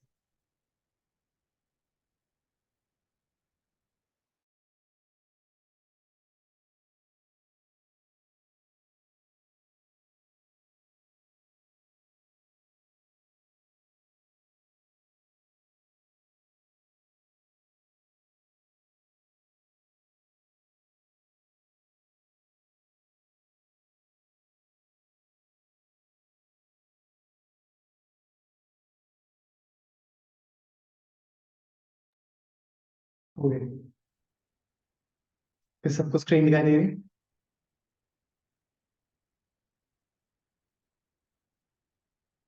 मैंने ना इन स्लाइड्स पे एक्चुअली बहुत मेहनत करी थी, तो गलत स्लाइड खुल गई थी, इसलिए मैंने आपके लिए वापस सही वाली स्लाइड खोल दी। पहली वाली स्लाइड में आप देख सकते हैं वो डिजिटल मार्केटिंग की डेफिनेशन लिखी हुई थी, वो गलत था। अब ये सही आ गया। पहला जो प्लस पॉइंट है प्रो में डिजिटल मार्केटिंग का, वो है कि it's easier to reach your audience. आपको जो आपकी टारगेट ऑडियंस है उस तक पहुंचने में आसानी रहती है, कंट्रोल कर सकते हैं बेसिकली। आपको ज्यादा कंट्रोल होता है आपकी एड्स कहाँ चलेंगे, या फिर अगर आप फ्री टू मतलब फ्री रास्ते पे जाएंगे तो भी आप कंट्रोल कर सकते हैं कि आपकी पोस्ट कहाँ जाएगी, यूट्यूब वीडियो कहाँ जाएगी। सेकंड, आप डायरेक्टली मॉनिटर कर सकते हैं आपकी जो भी मार्केटिंग स्ट्रैटेजी है, उसको कैंपेन है, उसका जो आउटकम है उसको डायरेक्टली आप मॉनिटर कर सकते हैं। जैसे अगर आप कोई यूट्यूब वीडियो दे रहे हैं, तो उसमें आप बहुत ही अच्छे आसान तरीके से आप देख सकते हैं कि कहाँ से, जैसे अगर आप दो तीन चीजें कर रहे हैं, जैसे आप यूट्यूब वीडियोस भी चला रहे हैं, यूट्यूब एड्स भी चला रहे हैं, इंस्टाग्राम पोस्ट भी कर रहे हैं, इंस्टाग्राम में एड्स भी चला रहे हैं, तो आपको पता चल सकता है एग्जैक्टली कि कहाँ से कितने लोग आ रहे हैं। तो आपको पता है कि अगर इंस्टाग्राम में से 250 लोग आ रहे हैं और यूट्यूब में से 5 ही आ रहे हैं, 5 या 10 ही आ रहे हैं, तो आप इंस्टाग्राम में और मेहनत करके वहां से 500 कर सकते हैं, इसके बजाय कि आप यूट्यूब पे थोड़ी सी और मेहनत करें और फिर 50 हो जाए, 100 हो जाए। तो इससे आपको पता हो सकता है, पता लगा सकते हैं आप इससे कि कौन से डायरेक्शन में आपको जाना आपके लिए बेटर है।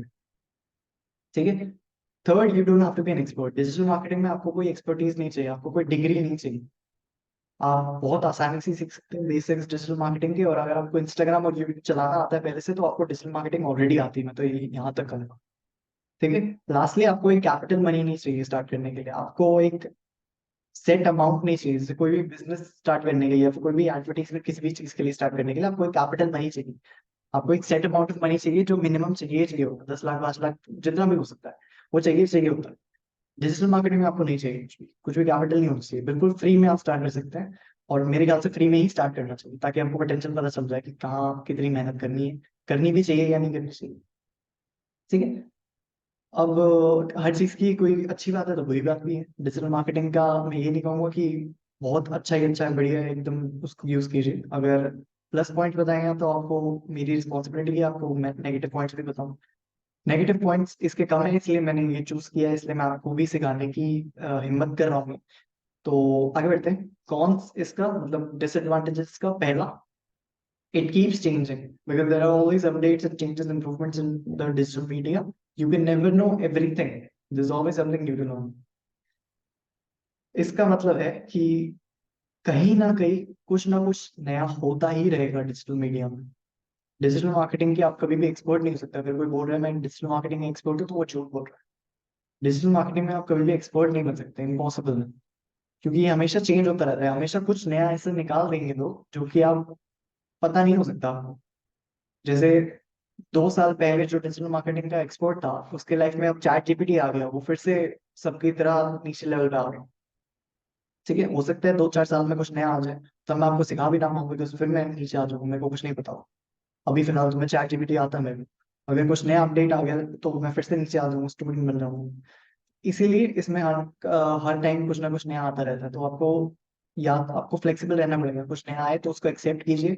उसको जैसे कुछ कई लोग थे जो कि चैट जीपीटी को पसंद नहीं कर रहे थे, चैट जीपीटी बोल रहे थे "हैं, ये तो एआई है, अभी नया नया नई नई चीज है, ये चली जाएगी"। लेकिन एआई नहीं गई कहीं नहीं, एआई और इवॉल्व कर रहा है, और बेटर हो रहा है, और ज्यादा अंदर अंदर अंदर अंदर घुस रहा है। तो इसीलिए उसको एक्सेप्ट करना बहुत जरूरी था, बहुत जरूरी है। और इसीलिए आपको ओपन रहना पड़ेगा और फ्लेक्सिबल रहना पड़ेगा कि कुछ नया अगर आपकी तरफ फेंके डिजिटल मार्केटिंग में, तो आप उसको कैच कर पाए, एक्सेप्ट कर पाए। ठीक है। Next, when compare to traditional media the reach is limited. जो ट्रेडिशनल मार्केटिंग में जो रीच होती है ना, वो बहुत ज्यादा होती है इसके कंपैरिजन में। इसमें रीच कम रह जाती है, मतलब आप टारगेट जो आपका है उस तक तो पहुंचा सकते हैं आप, लेकिन इन टोटल में ट्रेडिशनल मार्केटिंग के कंपैरिजन में कम लोग तक पहुंच पाते हैं आपके एड्स। बिकॉज इसमें अगर आपको बहुत ज्यादा लोगों तक जाना है तो इसमें भी बहुत ज्यादा पैसे खर्च करने पड़ेंगे। बट उसके कंपैरिजन में, ट्रेडिशनल मीडिया के कंपैरिजन में कम पैसे हैं इसमें। और फ्री टू यूज भी है, अगर आप नहीं करना चाहते पैसे खर्च तो बिल्कुल नहीं कर सकते, उसमें कोई प्रॉब्लम नहीं। Okay, pros and cons of traditional marketing. Traditional marketing के भी फायदे हैं और ट्रेडिशनल मार्केटिंग के भी नुकसान हैं, तो उनके बारे में भी बात कर लेते हैं जल्दी से। The reach is very high, which irrespective of reaching the target audience or not is beneficial। ठीक है। अगर आप बहुत सारे लोगों तक अपने एड्स फैला रहे हैं, तो irrespective of this कि अगर आप क्या, मतलब आपको ये सोचने की जरूरत नहीं है कि क्या वो बंदा मेरे एड्स को पसंद करेगा, क्या उसको मेरे प्रोडक्ट की जरूरत है, इसके बारे में आपको सोचने की जरूरत नहीं है। बस बहुत सारे लोगों को अगर आप दिखा रहे हैं तो आपके टारगेट ऑडियंस तक भी पहुंच जाए। ठीक है। तो ये एक फायदा मैं कहूँगा ट्रेडिशनल मीडिया का है, जो कि वर्ल्ड वाइड एक्सेप्टेबल है। ट्रेडिशनल मार्केटिंग इस मामले में बहुत अच्छी है कि बहुत ज्यादा लोगों को तक अपना मैसेज पहुंचा सकते हैं। Second, there is a sense of familiarity. Familiarity मतलब डिजिटल मार्केटिंग ना लोग कुछ, जैसे कुछ कुछ एलियन जैसा दिखते हैं, जैसे कुछ नई टेक्नोलॉजी, कुछ बहुत ही अलग है, बहुत ही इनोवेटिव है, ऐसा कुछ देखते हैं डिजिटल मार्केटिंग को। ट्रेडिशनल मार्केटिंग सबको पता है, टीवी पे एड्स सबने देखे, रेडियो पे एड्स आप सबने सुने होंगे। जब भी कार चलाते हैं रेडियो पे एड्स चलते हैं, टीवी पे एड्स चलते हैं, सबने देखे, पोस्टर सबने देखे, फ्लायर्स सबने देखे, न्यूज़पेपर सबने पढ़े। तो एक फेमिलियरिटी है, स्पेशली जो मेरी जनरेशन है, मेरी जनरेशन से पहले वाले लोगों को, जैसे मेरे मम्मी पापा वाली जो जनरेशन के लोग और उनसे पहले वाले, इन लोगों के लिए ट्रेडिशनल मार्केटिंग बहुत फेमिलियर है। डिजिटल मार्केटिंग नया कॉन्सेप्ट है, इसीलिए एक फेमिलियरिटी वाला कॉन्सेप्ट आ जाता है इनके लिए, जो एक्सेप्टेंस में हेल्प करता है। जो जैसे जैसे इंसान बड़ा होता जाता है, नई चीजें एक्सेप्ट करने में उसको तकलीफ होती, दिक्कत होती है। तो इसीलिए इसमें एक सेंस ऑफ फेमिलियरिटी है। अगर आप किसी बुजुर्ग इंसान को टीवी पे ऐड दिखाएंगे, तो उसको वो बेटर समझेगा, एज अपोज टू अगर आप उसको कोई यूट्यूब वीडियो दिखाओगे, होगा सेम कंटेंट, तो वो यूट्यूब को समझेगा नहीं, तो ये क्या है यूट्यूब वीडियो, क्या है, कैसे बात कर रहे हैं, समझ में नहीं आएगा बेसिकली। तो ये एक फेमिलियरिटी वाला कॉन्सेप्ट है जो कि आपको समझना पड़ेगा। Third, people also have emotional connection with traditional media, because traditional media में जो स्ट्रैटेजी थी, वो थी इमोशनली लोगों को मैनिपुलेट करने। मैनिपुलेट मैं बुरे तरीके से नहीं कह रहा हूँ, मैनिपुलेट मतलब गुमराह वाला मैनिपुलेट नहीं, मैनिपुलेट मतलब उनको कुछ इस तरीके से एड्स दिखाना, इस तरीके से उनको एड्स में जो स्टोरी है वो दिखाना कि उनको इमोशनली हिट करे। बिकॉज हमसे जो पुरानी वाली जनरेशन थी वो थोड़ी सी इमोशनल टाइप की थी। जेन जी जो है, जो बोलते हैं, जो भी जो नई जनरेशन है हमारे जैसी मेरे जैसी, हम लोग थोड़े से लॉजिकल ज्यादा है, जो हमको फैक्ट्स ज्यादा पसंद आते हैं। हमसे पहले वाली जनरेशन जो है उनको उनको इमोशनल, उनका कॉन्शियस थोड़ा ज्यादा, इमोशनली वो थोड़े से ज्यादा हाई लेवल पे हैं, ठीक है। तो इसीलिए ट्रेडिशनल मीडिया में इमोशनली मैनिपुलेट किया जाता था, इसीलिए एक इमोशनल कनेक्शन बन गया लोगों का। जब भी जैसे आप ये नोटिस कीजिएगा, अगर आप कोई बचपन में या फिर जब आप थोड़े से पुराने टाइम में अगर आप कोई एड चलाते थे, जो टीवी पर बार बार ऐड आता था, अगर वो ऐड आप अब देखेंगे या आप सुनेंगे तो आपको एक सेंस ऑफ नॉस्टैल्जिया आएगा, ठीक है। जैसे लाइफ बॉय का साबुन था, जैसे पार्ले जी बिस्किट था, कई सारी चीजें थी जो कि टीवी पे हम इतना फेमिलियर हो गए थे, इतनी आदत पड़ गई थी हमको देखने की कि वो कहीं और देख के समझ नहीं आता था। बिलबोर्ड पे देखते थे तो कुछ फील नहीं होता था, बट टीवी पे जब ऐड चलते थे, गाने बजते थे पीछे से, तो वो कुछ इमोशनली फील होता था हमें। और अभी वो सेंस ऑफ एक नॉस्टैल्जिया है, इसलिए हम टीवी को एक इमोशनल लेवल पे भी एक हम जो हमसे पहले वाली जनरेशन है उसका एक कनेक्शन सा लग, तो इसीलिए अभी भी टीवी पे एड्स चलते हैं, यूट्यूब सॉरी रेडियो पे अभी भी एड्स चलते हैं, वो इसीलिए क्योंकि वो थोड़ी सी पुरानी ऑडियंस को टारगेट करने के लगता है, ठीक है। अब चौथा भी इसका एक प्लस पॉइंट है, वो है कि आप आपके पास अगर पैसे हैं, अगर आपके पास पैसे हैं खर्च करने को, तो ये आपके लिए परफेक्ट है ट्रेडिशनल में। बिकॉज आपको जो जैसे टीवी पे एड्स कराते हैं तो लगते तो बहुत सारे पैसे हैं, बट अगर आपके पास हैं तो आप डिजिटल मीडिया पे ना करके यहाँ पे खर्च कर सकते हो, और यहाँ पे बहुत आसान है रिजल्ट्स मिलना, ठीक है। तो अगर आपके पास पैसे हैं बहुत ज्यादा खर्च करने को, तो आप यहाँ पे खर्च कीजिए, मैं कहूँगा डिजिटल मीडिया पे मत आइए। बट मेरे ख्याल से ऐसा कुछ ऐसा कोई सीन नहीं है हमारे, हम मैं जिन लोगों से बात कर रहा हूँ उनसे, तो इसलिए इस पॉइंट पे ज्यादा बात नहीं करेंगे। मतलब डिसएडवांटेजेस जो है ट्रेडिशनल मार्केटिंग के, उसके बारे में बात कर लेते हैं। First, it is very difficult to make your ads or campaigns reach the right audience. आपको अगर आपके एड्स को एक पर्टिकुलर टारगेट ऑडियंस तक पहुंचाना है तो वो बहुत दिक्कत देगा आपको ट्रेडिशनल मीडिया के थ्रू करने के लिए। बिकॉज आपके पास साधन क्या है, आपके पास न्यूज़पेपर्स हैं, आप कंट्रोल नहीं कर सकते कौन न्यूज़पेपर आपका पढ़ेगा, कौन सा न्यूज़पेपर कौन पढ़ता है ये भी नहीं आपको पता, बहुत जनरल है। अगर आप चाहें कि टीवी पे एड्स चलाना, तो भी आप नहीं बता सकते कि कौन से किस तरीके के लोग कौन सा चैनल देखते हैं, किस तरीके के लोग कौन सा शो देखते हैं, किस शो के बीच में आप चलाएंगे, ये सारी चीजें आप कंट्रोल कर सकते हैं। आप ये बोल सकते हैं कि इस शो के बाद ये वाला ऐड चलाओ, दूसरे तीसरे नंबर पे, पहले नंबर पे, ये भी डिसाइड कर सकते हैं आप। बट आपको नहीं पता कि किस तरीके के लोग ये वाला शो देख रहे हैं, ठीक है। वो एक गैम्बल टाइप हो गया, आप जुआ सा खेल रहे हैं। शायद इसमें मेरे टारगेट ऑडियंस के बहुत सारे लोग देखेंगे ये वाला शो, और फिर ये मेरा ऐड भी देखेंगे, तो इसीलिए कंट्रोल करना बहुत मुश्किल होता है इसमें। आप ज्यादा कंट्रोल नहीं है आपके पास, सिर्फ पैसे खर्च कर सकते हो और बहुत सारे लोगों को ऐड दिखा सकते हो, ठीक है। Okay, next, it is very hard to correctly monitor the performance of your ad और कैंपेन्स। अगर आप कोई ऐड चलाते हैं या कैंपेन करते हैं, चाहे टीवी पे, चाहे रेडियो पे, न्यूज़पेपर पे, कहीं पे भी, तो आपका जो आउटकम आता है उसको मॉनिटर करना बहुत मुश्किल है, बहुत तकलीफ देता है। बिकॉज आपको पता नहीं है, बिकॉज अगर आपके पास आपका कोई प्रोडक्ट है, जैसे पार्ले जी बिस्किट है, पार्ले जी बिस्किट के जो एड्स होते हैं वो न्यूज़पेपर पे, फॉर एग्जाम्पल, मुझे पता नहीं है आते कि नहीं, फॉर एग्जाम्पल न्यूज़पेपर पे भी छपते हैं, टीवी पे भी आते हैं, रेडियो पे भी आते हैं, और दुकानों के ऐसे बिलबोर्ड्स पे भी लगते हैं।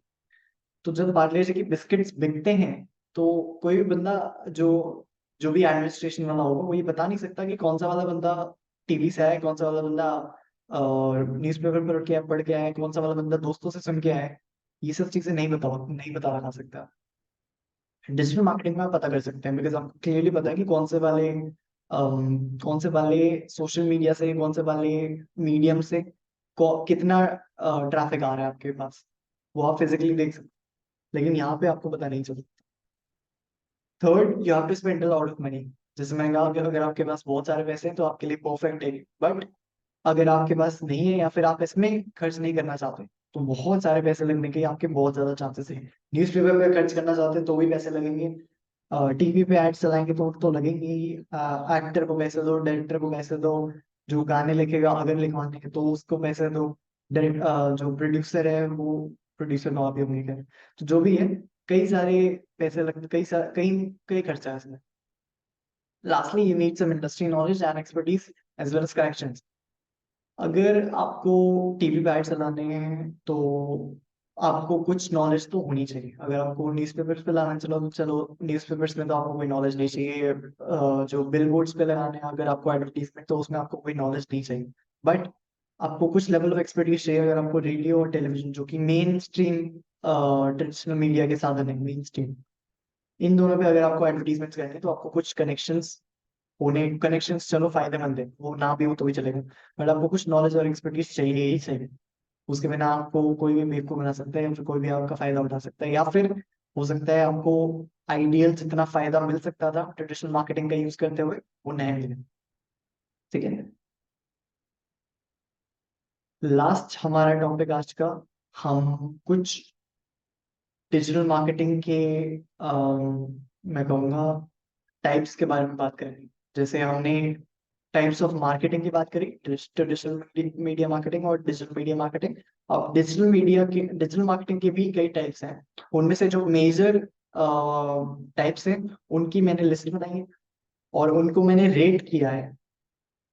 जैसे 5 स्टार रेटिंग्स देते हैं आप, होटल्स में बैठते हैं या फिर खाना खाते हैं रेस्टोरेंट्स में, तो उनको 5 स्टार में से रेटिंग देते हैं। इनको भी मैंने 5 में से रेटिंग्स दी है, based of difficulty in starting, कितनी आपको परेशानी होगी स्टार्टिंग में, कितनी आपको नॉलेज चाहिए बेसिकली। दूसरा, कितने आप मनी एक्सपेंड करेंगे, कितने पैसे चाहिए आपको स्टार्ट करने में। उसमें से जैसे अगर बहुत सारे पैसे खर्च होंगे तो 5 में से 5 स्टार दे रखे उसको।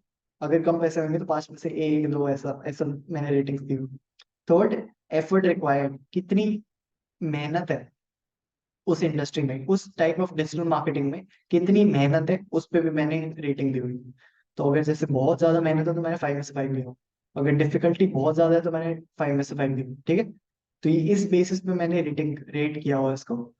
तो अब आगे बढ़ते हैं, ज्यादा बात नहीं करूंगा इसके बारे में, अब आगे बढ़ते हैं। ठीक है, फर्स्ट है search engine optimisation. Search engine optimisation क्या होता है? सर्च इंजन ऑप्टिमाइजेशन मतलब आप जब गूगल पे कुछ भी सर्च करते हैं, जैसे आप किसी रेस्टोरेंट का नाम सर्च करते हैं, तो सबसे पहले उस रेस्टोरेंट का नाम उस रेस्टोरेंट की वेबसाइट खुल जाती है, या फिर उस रेस्टोरेंट का एड्रेस खुल जाता है ना। सर्च इंजन ऑप्टिमाइजेशन का मतलब आपने अपनी वेबसाइट्स में कुछ ऐसे चेंजेस करे हैं, या कुछ इस तरीके से वेबसाइट बनाई है अपनी, कि जब कोई आपके वेबसाइट में कुछ कीवर्ड्स हैं उनको सर्च करे तो ऊपर ऊपर आपकी वेबसाइट है। क्योंकि आपको भी पता है, अगर आप कुछ गूगल पे सर्च करते हो तो जो भी आप सर्च करते हो उसके नीचे जो 2 4 ऑप्शंस आते हैं उसके नीचे आप नहीं जाते, 2 4 के बाद आप छोड़ देते हो। उसके बाद 2 4 में आपको अपना जो आंसर है वो मिल जाता है, उनको संतुष्टि हो जाती है, उसके बाद आप नहीं देखते कुछ भी हो। आप कुछ वैसे ही नॉलेजेबल आप सर्च कर रहे हैं, किसी खाने की रेसिपी सर्च कर रहे हैं, या फिर किसी जगह का एड्रेस सर्च कर रहे हैं, तो 2 4 ऑप्शंस के बाद आप देखना बंद कर देते हैं। सर्च इंजन ऑप्टिमाइजेशन का मतलब होता है आप अपनी वेबसाइट को, या फिर अपने जो आपने वेब पेज दिया हुआ है उसको आप इस तरीके से सेटअप करते हैं कि आपका जो नाम है वेबसाइट का वो ऊपर ऊपर ऊपर आता है। जैसे आपके वेबसाइट के रिलेटेड कोई कुछ सर्च करे तो आपका नाम सबसे ऊपर है, या सबसे ऊपर से जितना पास हो सके उतना पास है। ये होता है सर्च इंजन ऑप्टिमाइजेशन। ठीक है, मतलब आपने कोई पैसे वैसे खर्च नहीं करे।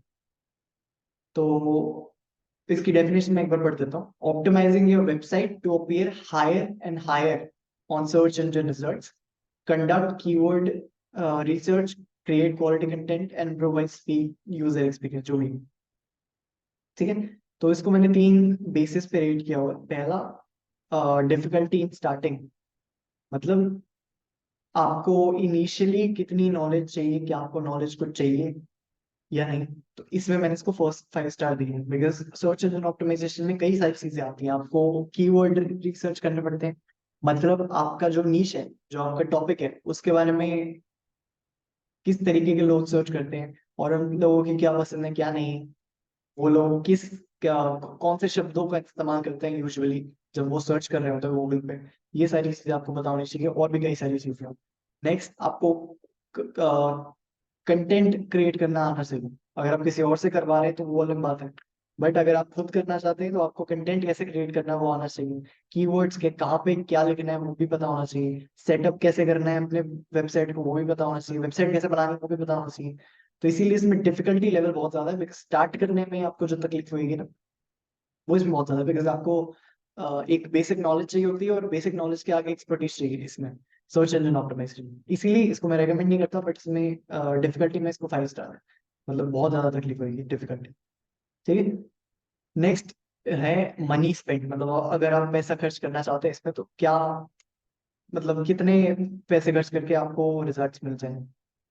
इसमें मैंने इसको 2 रेटिंग दी है, बिकॉज आप इसको फ्री ऑफ चार्ज भी कर सकते हैं। आपको सिर्फ नॉलेज अगर आपको है तो भी आपका जो वेबसाइट का नाम है वो ऊपर ऊपर ला सकते हैं, बट उसके लिए आपको नॉलेज होना बहुत इंपॉर्टेंट है। ठीक है।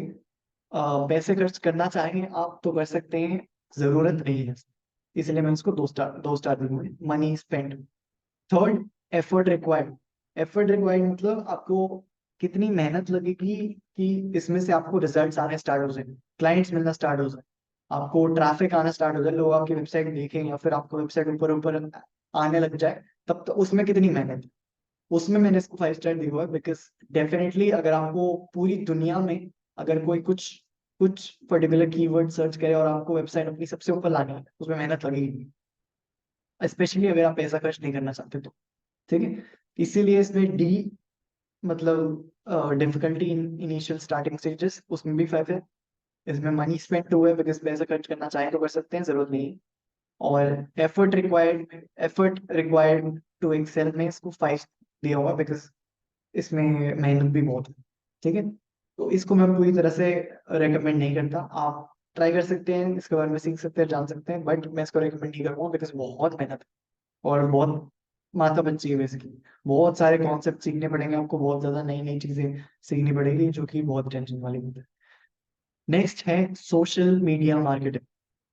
मतलब जैसे डिजिटल मीडिया मार्केटिंग है, डिजिटल मीडिया मार्केटिंग के अंदर आता है social media marketing. Social media marketing मतलब आप इंस्टाग्राम हो गया, यूट्यूब हो गया, इन सारे साधनों के द्वारा आप जो है मार्केटिंग अपनी कर रहे हैं, उसको बोलते हैं social media marketing. Engage with your followers on platform like Instagram, Facebook, YouTube, create compelling content and use advertising to reach new audiences। ठीक है। इसमें डिफिकल्टी 1 है, बिकॉज आपको कुछ बेसिक नॉलेज होनी ही चाहिए। बेसिक नॉलेज मतलब आपको पता होना चाहिए कि जैसे कैसे आप इंस्टाग्राम अकाउंट कैसे बनाएं, कंटेंट किस तरीके का चाहिए होता है, तो थोड़ी सी नॉलेज चाहिए होती, जो कि मैं आपको दे दूँ। मैं आपको सोशल मीडिया मार्केटिंग ही सिखाने वाला हूँ, और सोशल मीडिया मार्केटिंग में जो भी आपको बेसिक नॉलेज की रिक्वायरमेंट है वो मैं आपको दूँ। तो इसमें डिफिकल्टी इनिशियल स्टार्टिंग में मैंने आपको 1 पॉइंट दिया होगा, बिकॉज इसमें डिफिकल्टी तो हुई, बट बहुत मिनिमम है इसलिए 1 दिया। मनी रिक्वायर्ड में मैंने इसको 0 दिया होगा, इसको बिकॉज इसमें बिल्कुल पैसे खर्च करने की जरूरत नहीं है आपको। अगर आप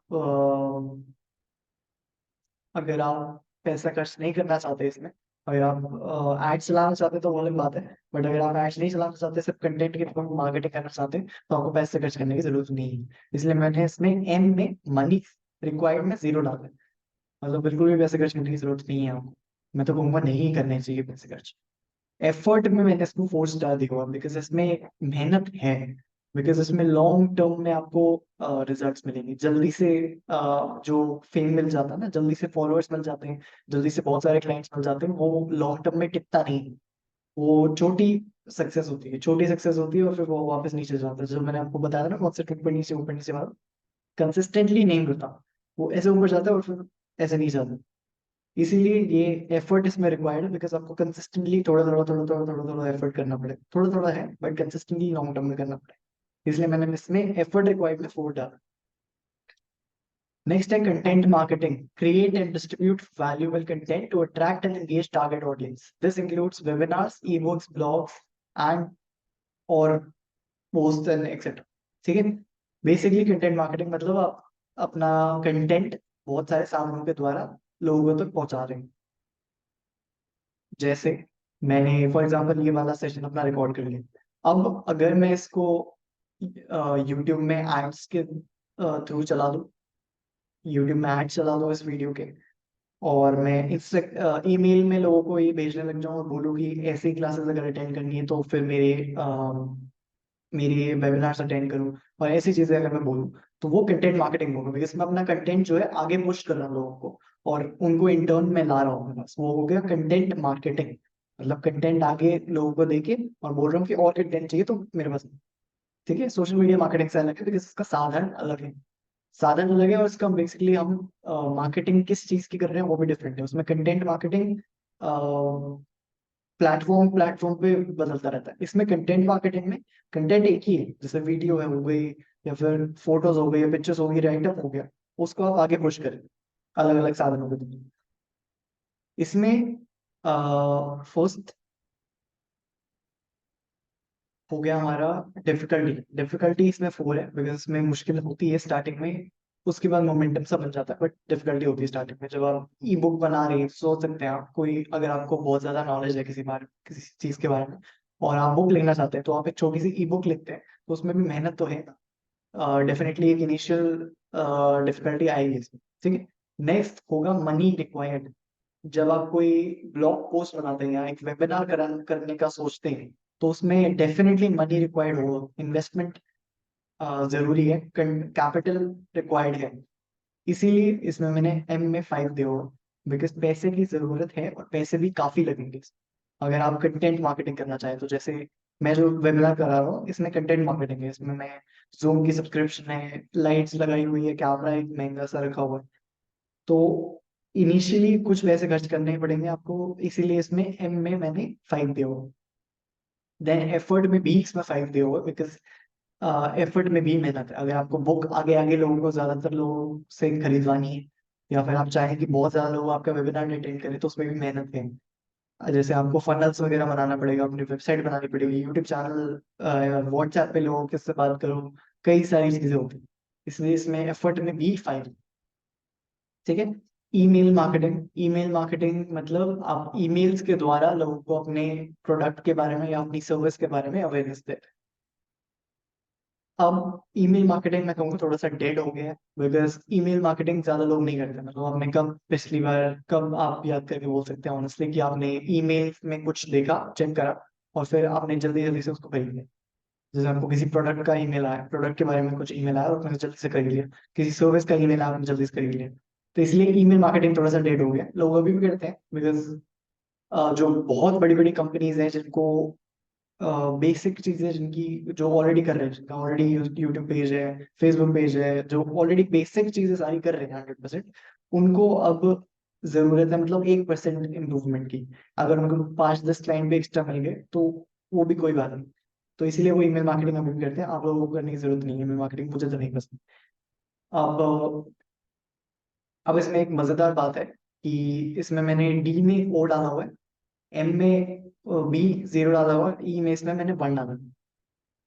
तो इसमें डिफिकल्टी नहीं है, कोई तकलीफ नहीं होगी आपको, और पैसे भी कुछ लगाने की जरूरत नहीं है, लेकिन इसकी इफेक्टिवनेस भी 0 है, मतलब इसमें आपको कोई फायदा भी नहीं होगा। ठीक है, फायदा मैंने 1 डाला हुआ बिकॉज 0 डाल देता तो 0 0 0 मतलब आपको पता ही चल जाता कि मेरे को एकदम ही नफरत है इससे। बट इफेक्टिवनेस में भी ये बहुत माइल्ड है बेसिकली, क्योंकि मैंने जैसे आपको एग्जांपल दे दिया, आप सोच के देखिए आपने कब लास्ट टाइम सोच कराओ कि ईमेल आया मेरे को, जल्दी से मैं एक प्रोडक्ट खरीद लेती हूँ जिसका भी ईमेल आया। ठीक है, तो इसकी इफेक्टिवनेस बहुत बेकार है, बहुत कम है। और मैं जरा क्षमा मांगना चाहूंगा, मैंने ई को एफर्ट समझ लिया था, एफर्ट मैंने भूल दिया था, ई मतलब इफेक्टिवनेस है। मैं मेरे ध्यान से निकल गया, मैंने कई कई महीने हो गए क्लास का है। ई का मतलब है इफेक्टिवनेस, मतलब कितना काम है, काम करता है। तो फिर से एक बार सिर्फ ई बता देता हूँ सारे का। सर्च इंजन ऑप्टिमाइजेशन में ई मतलब इफेक्टिवनेस, मतलब कितना काम करता है, ये वो 5 है, मतलब बहुत अच्छा काम करता है। ठीक है, लेकिन डिफिकल्टी भी है और पैसे भी रिक्वायर्ड है। सेकंड, सोशल मीडिया मार्केटिंग में डिफिकल्टी 1 है बिकॉज डिफिकल्टी कम है, और मैं आपको वो भी सॉल्व कर दूंगा, वो भी बताऊंगा कि कैसे क्या क्या करना है, तो डिफिकल्टी बिल्कुल भी नहीं होगी। पैसे रिक्वायर्ड नहीं है इसलिए मैंने 0 डाला हुआ है। ई 4 है बिकॉज इफेक्टिवनेस की बहुत अच्छी। ठीक है, इफेक्टिवनेस बहुत अच्छी है, क्लाइंट्स बहुत जल्दी से बहुत अच्छे से मिल सकते हैं, इसलिए इसमें ई 4 है। कंटेंट मार्केटिंग में भी ई 5 है बिकॉज इसमें पैसे भी आप खर्च कर रहे हैं। जब आप वेबिनार्स अपने पुश करेंगे ब्लॉग्स पोस्ट करेंगे, आगे तक लोगों को पहुंचाएंगे, तो उसमें आपको रिजल्ट भी डेफिनेटली अच्छा मिलेगा। इसलिए इसमें इफेक्टिवनेस 5 है। ईमेल मार्केटिंग में इफेक्टिवनेस 1 है, बिकॉज इसका इफेक्टिवनेस कम है। पैसे आप फ्री में कर सकते हैं इसको, बट इफेक्टिवनेस भी कम है। आपको एक आध क्लाइंट मिले शायद, बहुत महीनों के बहुत सालों की मेहनत। अफिलिएट मार्केटिंग, अफिलिएट मार्केटिंग थोड़ा सा कॉम्प्लिकेटेड है, प्लीज इसको ध्यान से सुनिएगा। अब तक कोई बोर तो नहीं हुआ, सबको समझ में आ रहा है? प्लीज चैट में यस या नो लिखिए, वाई या एन।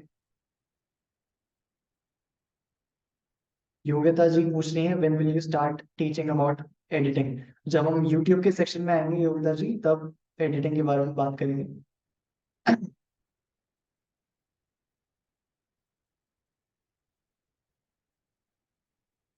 निरुपमा जी भी आई है, वेलकम। अंशुमानी जी भी आए हैं। ये जो पुराने स्टूडेंट्स हैं, इनको देख के बहुत अच्छा लगता है। मेरे को लगता है मैं सफल हो गया, मैंने पिछली बार अच्छे से सिखाया, इसलिए फिर से सीखने में बहुत अच्छा लगा। आप आए, welcome, thank you very much for coming. और आगे बढ़ते हैं, आगे बढ़ते हैं। अफिलिएट मार्केटिंग, इसको प्लीज ध्यान से सुनिएगा, थोड़ा सा डिटेल में जाऊंगा।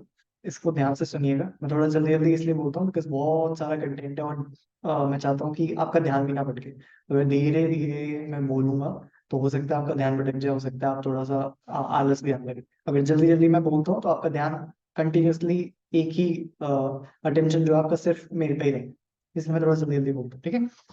Affiliate marketing. Partner with other businesses to promote your service or product and receive a commission for each sale or lead generated through their efforts.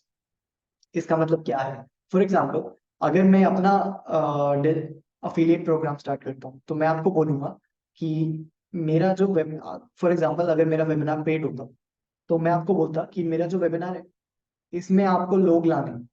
कि कहीं से भी लो, कुछ भी लो, उससे मेरे को फर्क नहीं पड़ता, आपको लोग लाने हैं। और जैसे एक वेबिनार का मैं 50 रुपए एंट्री फीस लेता हूँ। जैसे आपने 2 लोगों की अगर एंट्री कराई, तो 100 रुपए की आपने मेरे को सेल दिलवाई। मैं बोलता हूँ कि मैं उसको 50% आपको दे दूंगा, तो आपको पर सेल 25 रुपए मिल गए। तो आपके 50 रुपए आपके, 50 रुपए मेरे। मेरे पास 2 लोग आ गए, जो हो सकता है आगे मैंने प्रोडक्ट खरीदे और मेरे को 50 रुपए का फायदा हो गया, और आपको भी 50 रुपए का फायदा। ठीक है, क्लियर हो गया?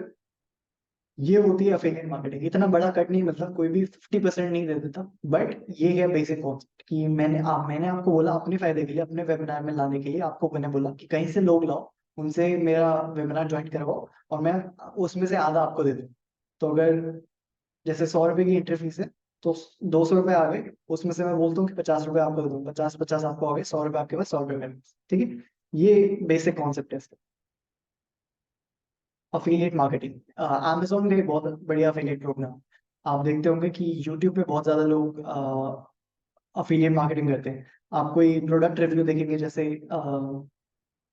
कोई भी प्रोडक्ट हो सकता है, कोई भी टेक्नोलॉजिकल बेसिकली प्रोडक्ट ज्यादा बिकते हैं, जैसे ये रिंग लाइट हो गई, कैमरा हो गया, ये सारी चीजों पे जब भी एडवर्टीजमेंट्स होते हैं या फिर प्रमोशन होती है यूट्यूब पे, तो वो लोग हमेशा ये लाइन बोलेंगे, वो बोलेंगे लिंक होगा डिस्क्रिप्शन में, जाके खरीद लीजिए। वो लिंक उनका अफिलिएट लिंक होता है। मतलब एक्स्ट्रा, जब भी आप उस लिंक के द्वारा प्रोडक्ट खरीदेंगे अमेजोन पे, तो उनको एक पैसे, उनको कट जाता है, उनको पैसे देता है अमेजोन। ये होता है अफिलिएट मार्केटिंग। अब इसको आप अपनी तरीके से भी यूज कर सकते हैं, जैसे मैंने आपको समझाया। मैं अमेजोन बन गया और आप यूट्यूबर बन गए, आप प्रमोट कर रहे हैं मेरे प्रोडक्ट को और लोगों को ला रहे हो, तो उसमें से मैं आपको थोड़ा सा एक कट दे दूँ। ये होता है अफिलिएट मार्केटिंग। इसमें डिफिकल्टी 2 है, बिकॉज डिफिकल्टी ना के बराबर है। अगर मैं आपको बोलूँ, मैं सिर्फ डिफिकल्टी यही है कि मैं वेबिनार वाली डिफिकल्टी है कि मैं आपको बता रहा हूँ, इतने सारे लोगों को, 24 लोगों को मैं बता रहा हूँ कि अगर आप एक लीड लाएंगे, एक बंदे को मेरे से वो ज्वाइन करवाएंगे, तो उसका जो भी वो एंट्री फीस देगा मेरे को, उसका 50% मैं आपको दे दूँ। ठीक है, ये डिफिकल्टी बस मेरे को बोलना होगा। मनी स्पेंड 0 है, बस अगर मैं इसको एडवर्टीज ना करूँ, चिल्ला चिल्ला के लोगों को ना बताऊं, तो मेरे को कोई पैसे खर्च करने की जरूरत नहीं है। लेकिन इसकी इफेक्टिवनेस भी कम है, बिकॉज बहुत सारे, ऐसा नहीं है कि बहुत ज्यादा सेल्स आने लग जाएंगे, प्लस आपका जो प्रॉफिट है वो भी कम हो रहा है, इसलिए इसकी इफेक्टिवनेस में मैंने 2 दे रखा है। ठीक है, ओके, सबको समझ आया? अफिलिएट मार्केटिंग सबको समझ आया? प्लीज चार में यस या नो लिखिए, बाय एन। अंशु मानिक जी कह रही है आपसे बार बार सीखना मजा आता है, thank you so much Anshu Manik ji. आपको बार बार देख के बहुत अच्छा लगता है मेरे को।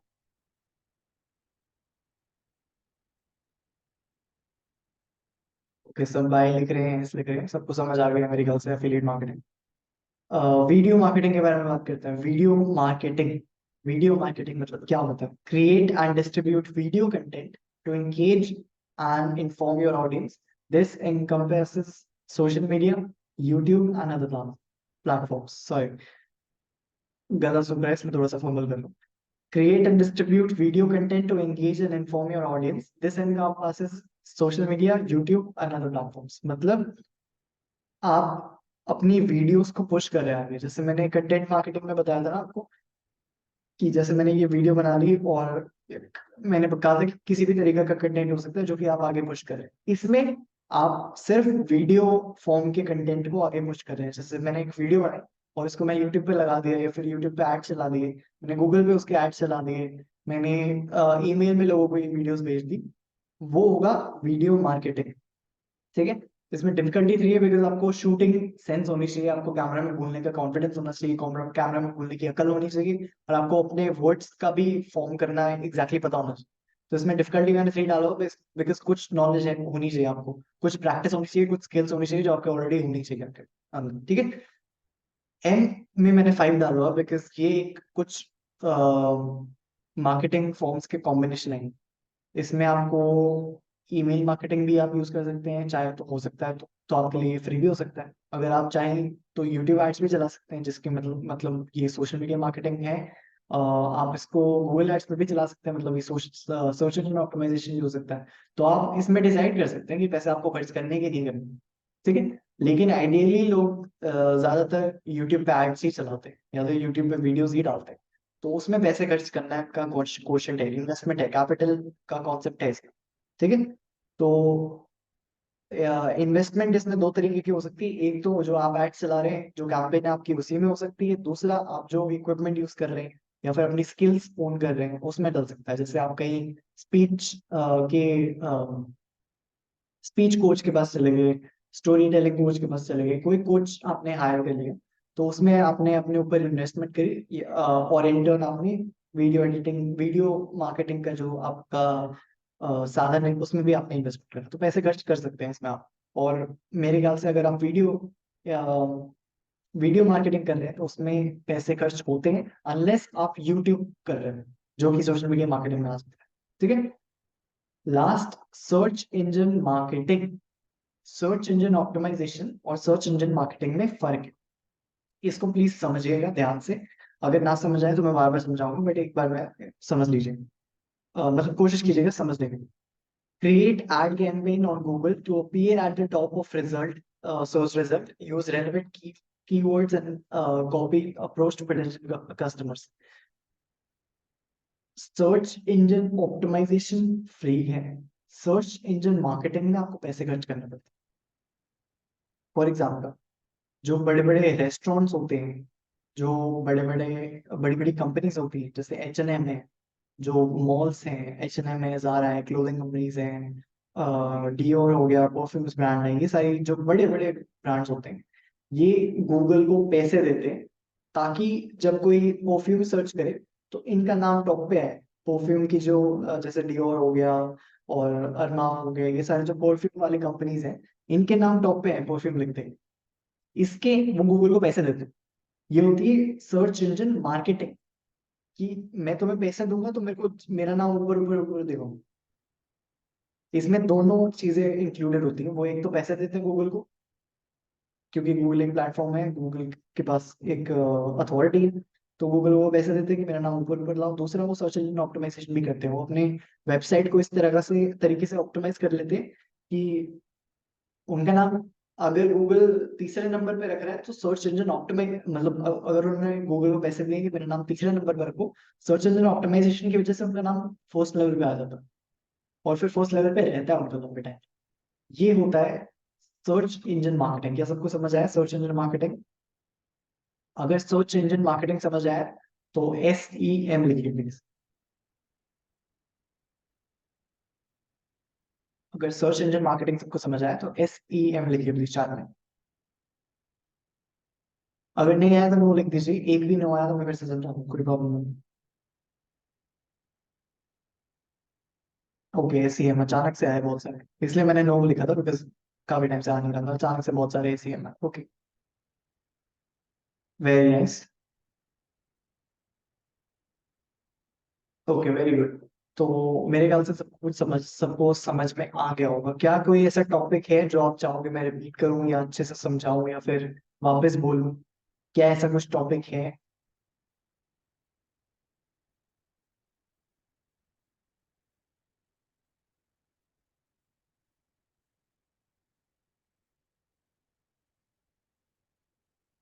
हेमलता जी कह रही नहीं।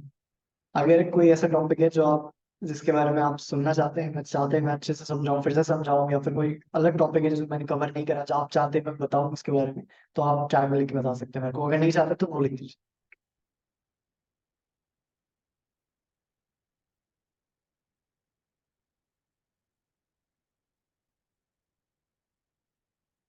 प्लीज चाय में रिप्लाई कीजिए। अगर कोई टॉपिक है, कोई टॉपिक जो मैंने छोड़ दिया हो, आप चाहते हैं मैं उसके बारे में बोलूँ, या फिर कोई टॉपिक आपको चाहे आप चाहते हैं मैं रिपीट करूँ, तो प्लीज उनको चाय में लिख के बताइए। अगर आप नहीं चाहते तो नो लिख दीजिए। प्लीज इंटरैक्ट कीजिए, चाय चाय में एक्टिव रहिए प्लीज। अंशु मालिनी जी कह रही है everything is going smooth. Thank you Anshu Malini ji. आप लोगों का आशीर्वाद है। आप लोग अच्छे से आपने फर्स्ट जो बैच है उसमें आपने अच्छे से जो है रिस्पॉन्ड किया। अच्छे से आपने सीखा, अच्छे से आपने समझा उसके बारे में। अम, इसीलिए आप लोगों की वजह से ही थोड़ा सा मेरे को कॉन्फिडेंस आया और मैंने और सोचा कि और अच्छे से समझाने की कोशिश करता हूँ, और चीजें इंक्लूड करता हूँ। सतीश जी कह रहे हैं यूट्यूब के बारे में। यूट्यूब के बारे में सतीश जी पूरी की पूरी क्लास होगी। 2-3 सेशंस होंगे उसके बारे में, तो तब मैं समझा दूँ। श्रीचरण जी कह रहे हैं नहीं सर बहुत अच्छा। Thank you very much Sricharan जी, बहुत बहुत अच्छा लगा आपसे बात करने के लिए। आज के लिए मेरे पास इतना ही था आपके लिए। और भी बहुत सारे कंटेंट लाऊंगा आपके लिए, और भी बहुत सारी चीजें आपको सिखाने के लिए, समझाने के लिए, बताने के लिए है मेरे पास। होपफुली आज का कंटेंट, आज का जो क्लास था वो आपको इंटरेस्टिंग लगा हो, आपकी क्लास, आज की क्लास जो है आपको मजा आया हो। और ऐसा ही कंटेंट मैं लाता रहूंगा, कोशिश करूंगा कि ऐसी ही क्लासेस रहे, चलती रहें ऐसी ही।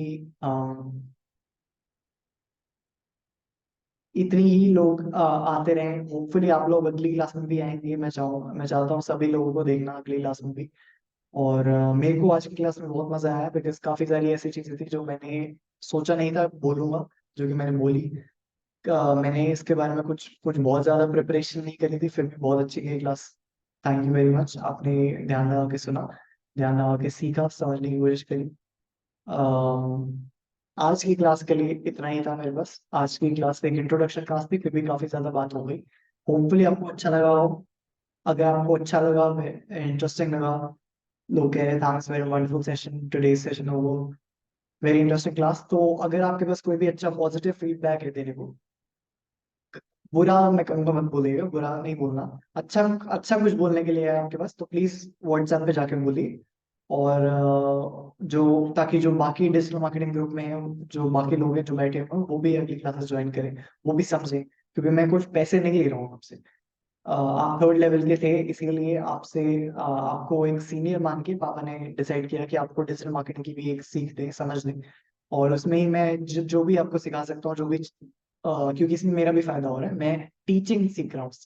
मैं सीख रहा हूँ कि कैसे आपको बेस्ट तरीके से प्रेजेंट करूँ जो इन्फॉर्मेशन मेरे पास है। ठीक है, इसीलिए मैं आपको ये सिखा रहा हूँ। तो अगर ज्यादा लोग आते हैं तो मेरे को और भी मोटिवेशन मिलेंगे, और भी खुशियां मिलेंगी। तो बट अगर एक भी इंसान होगा क्लास के लिए, एक भी रजिस्ट्रेशन होगी, तो मैं क्लास 100% कराऊंगा और एंड तक कराऊंगा, ये बैच पूरा खत्म करूंगा। ठीक है, तो प्लीज कुछ भी जो भी आपके पास अच्छा बोलने के लिए है वो व्हाट्सएप ग्रुप में जाके बोलेगा। आज के लिए इतना ही था। प्लीज न्यू ईयर ध्यान से मनाइए, सेफली मनाइए। And thank you very much for attending. अब मिलते हैं हम अगली क्लास में। Thank you very much. और लिंक आपको अगली क्लास का कल मिलता है। Bye bye.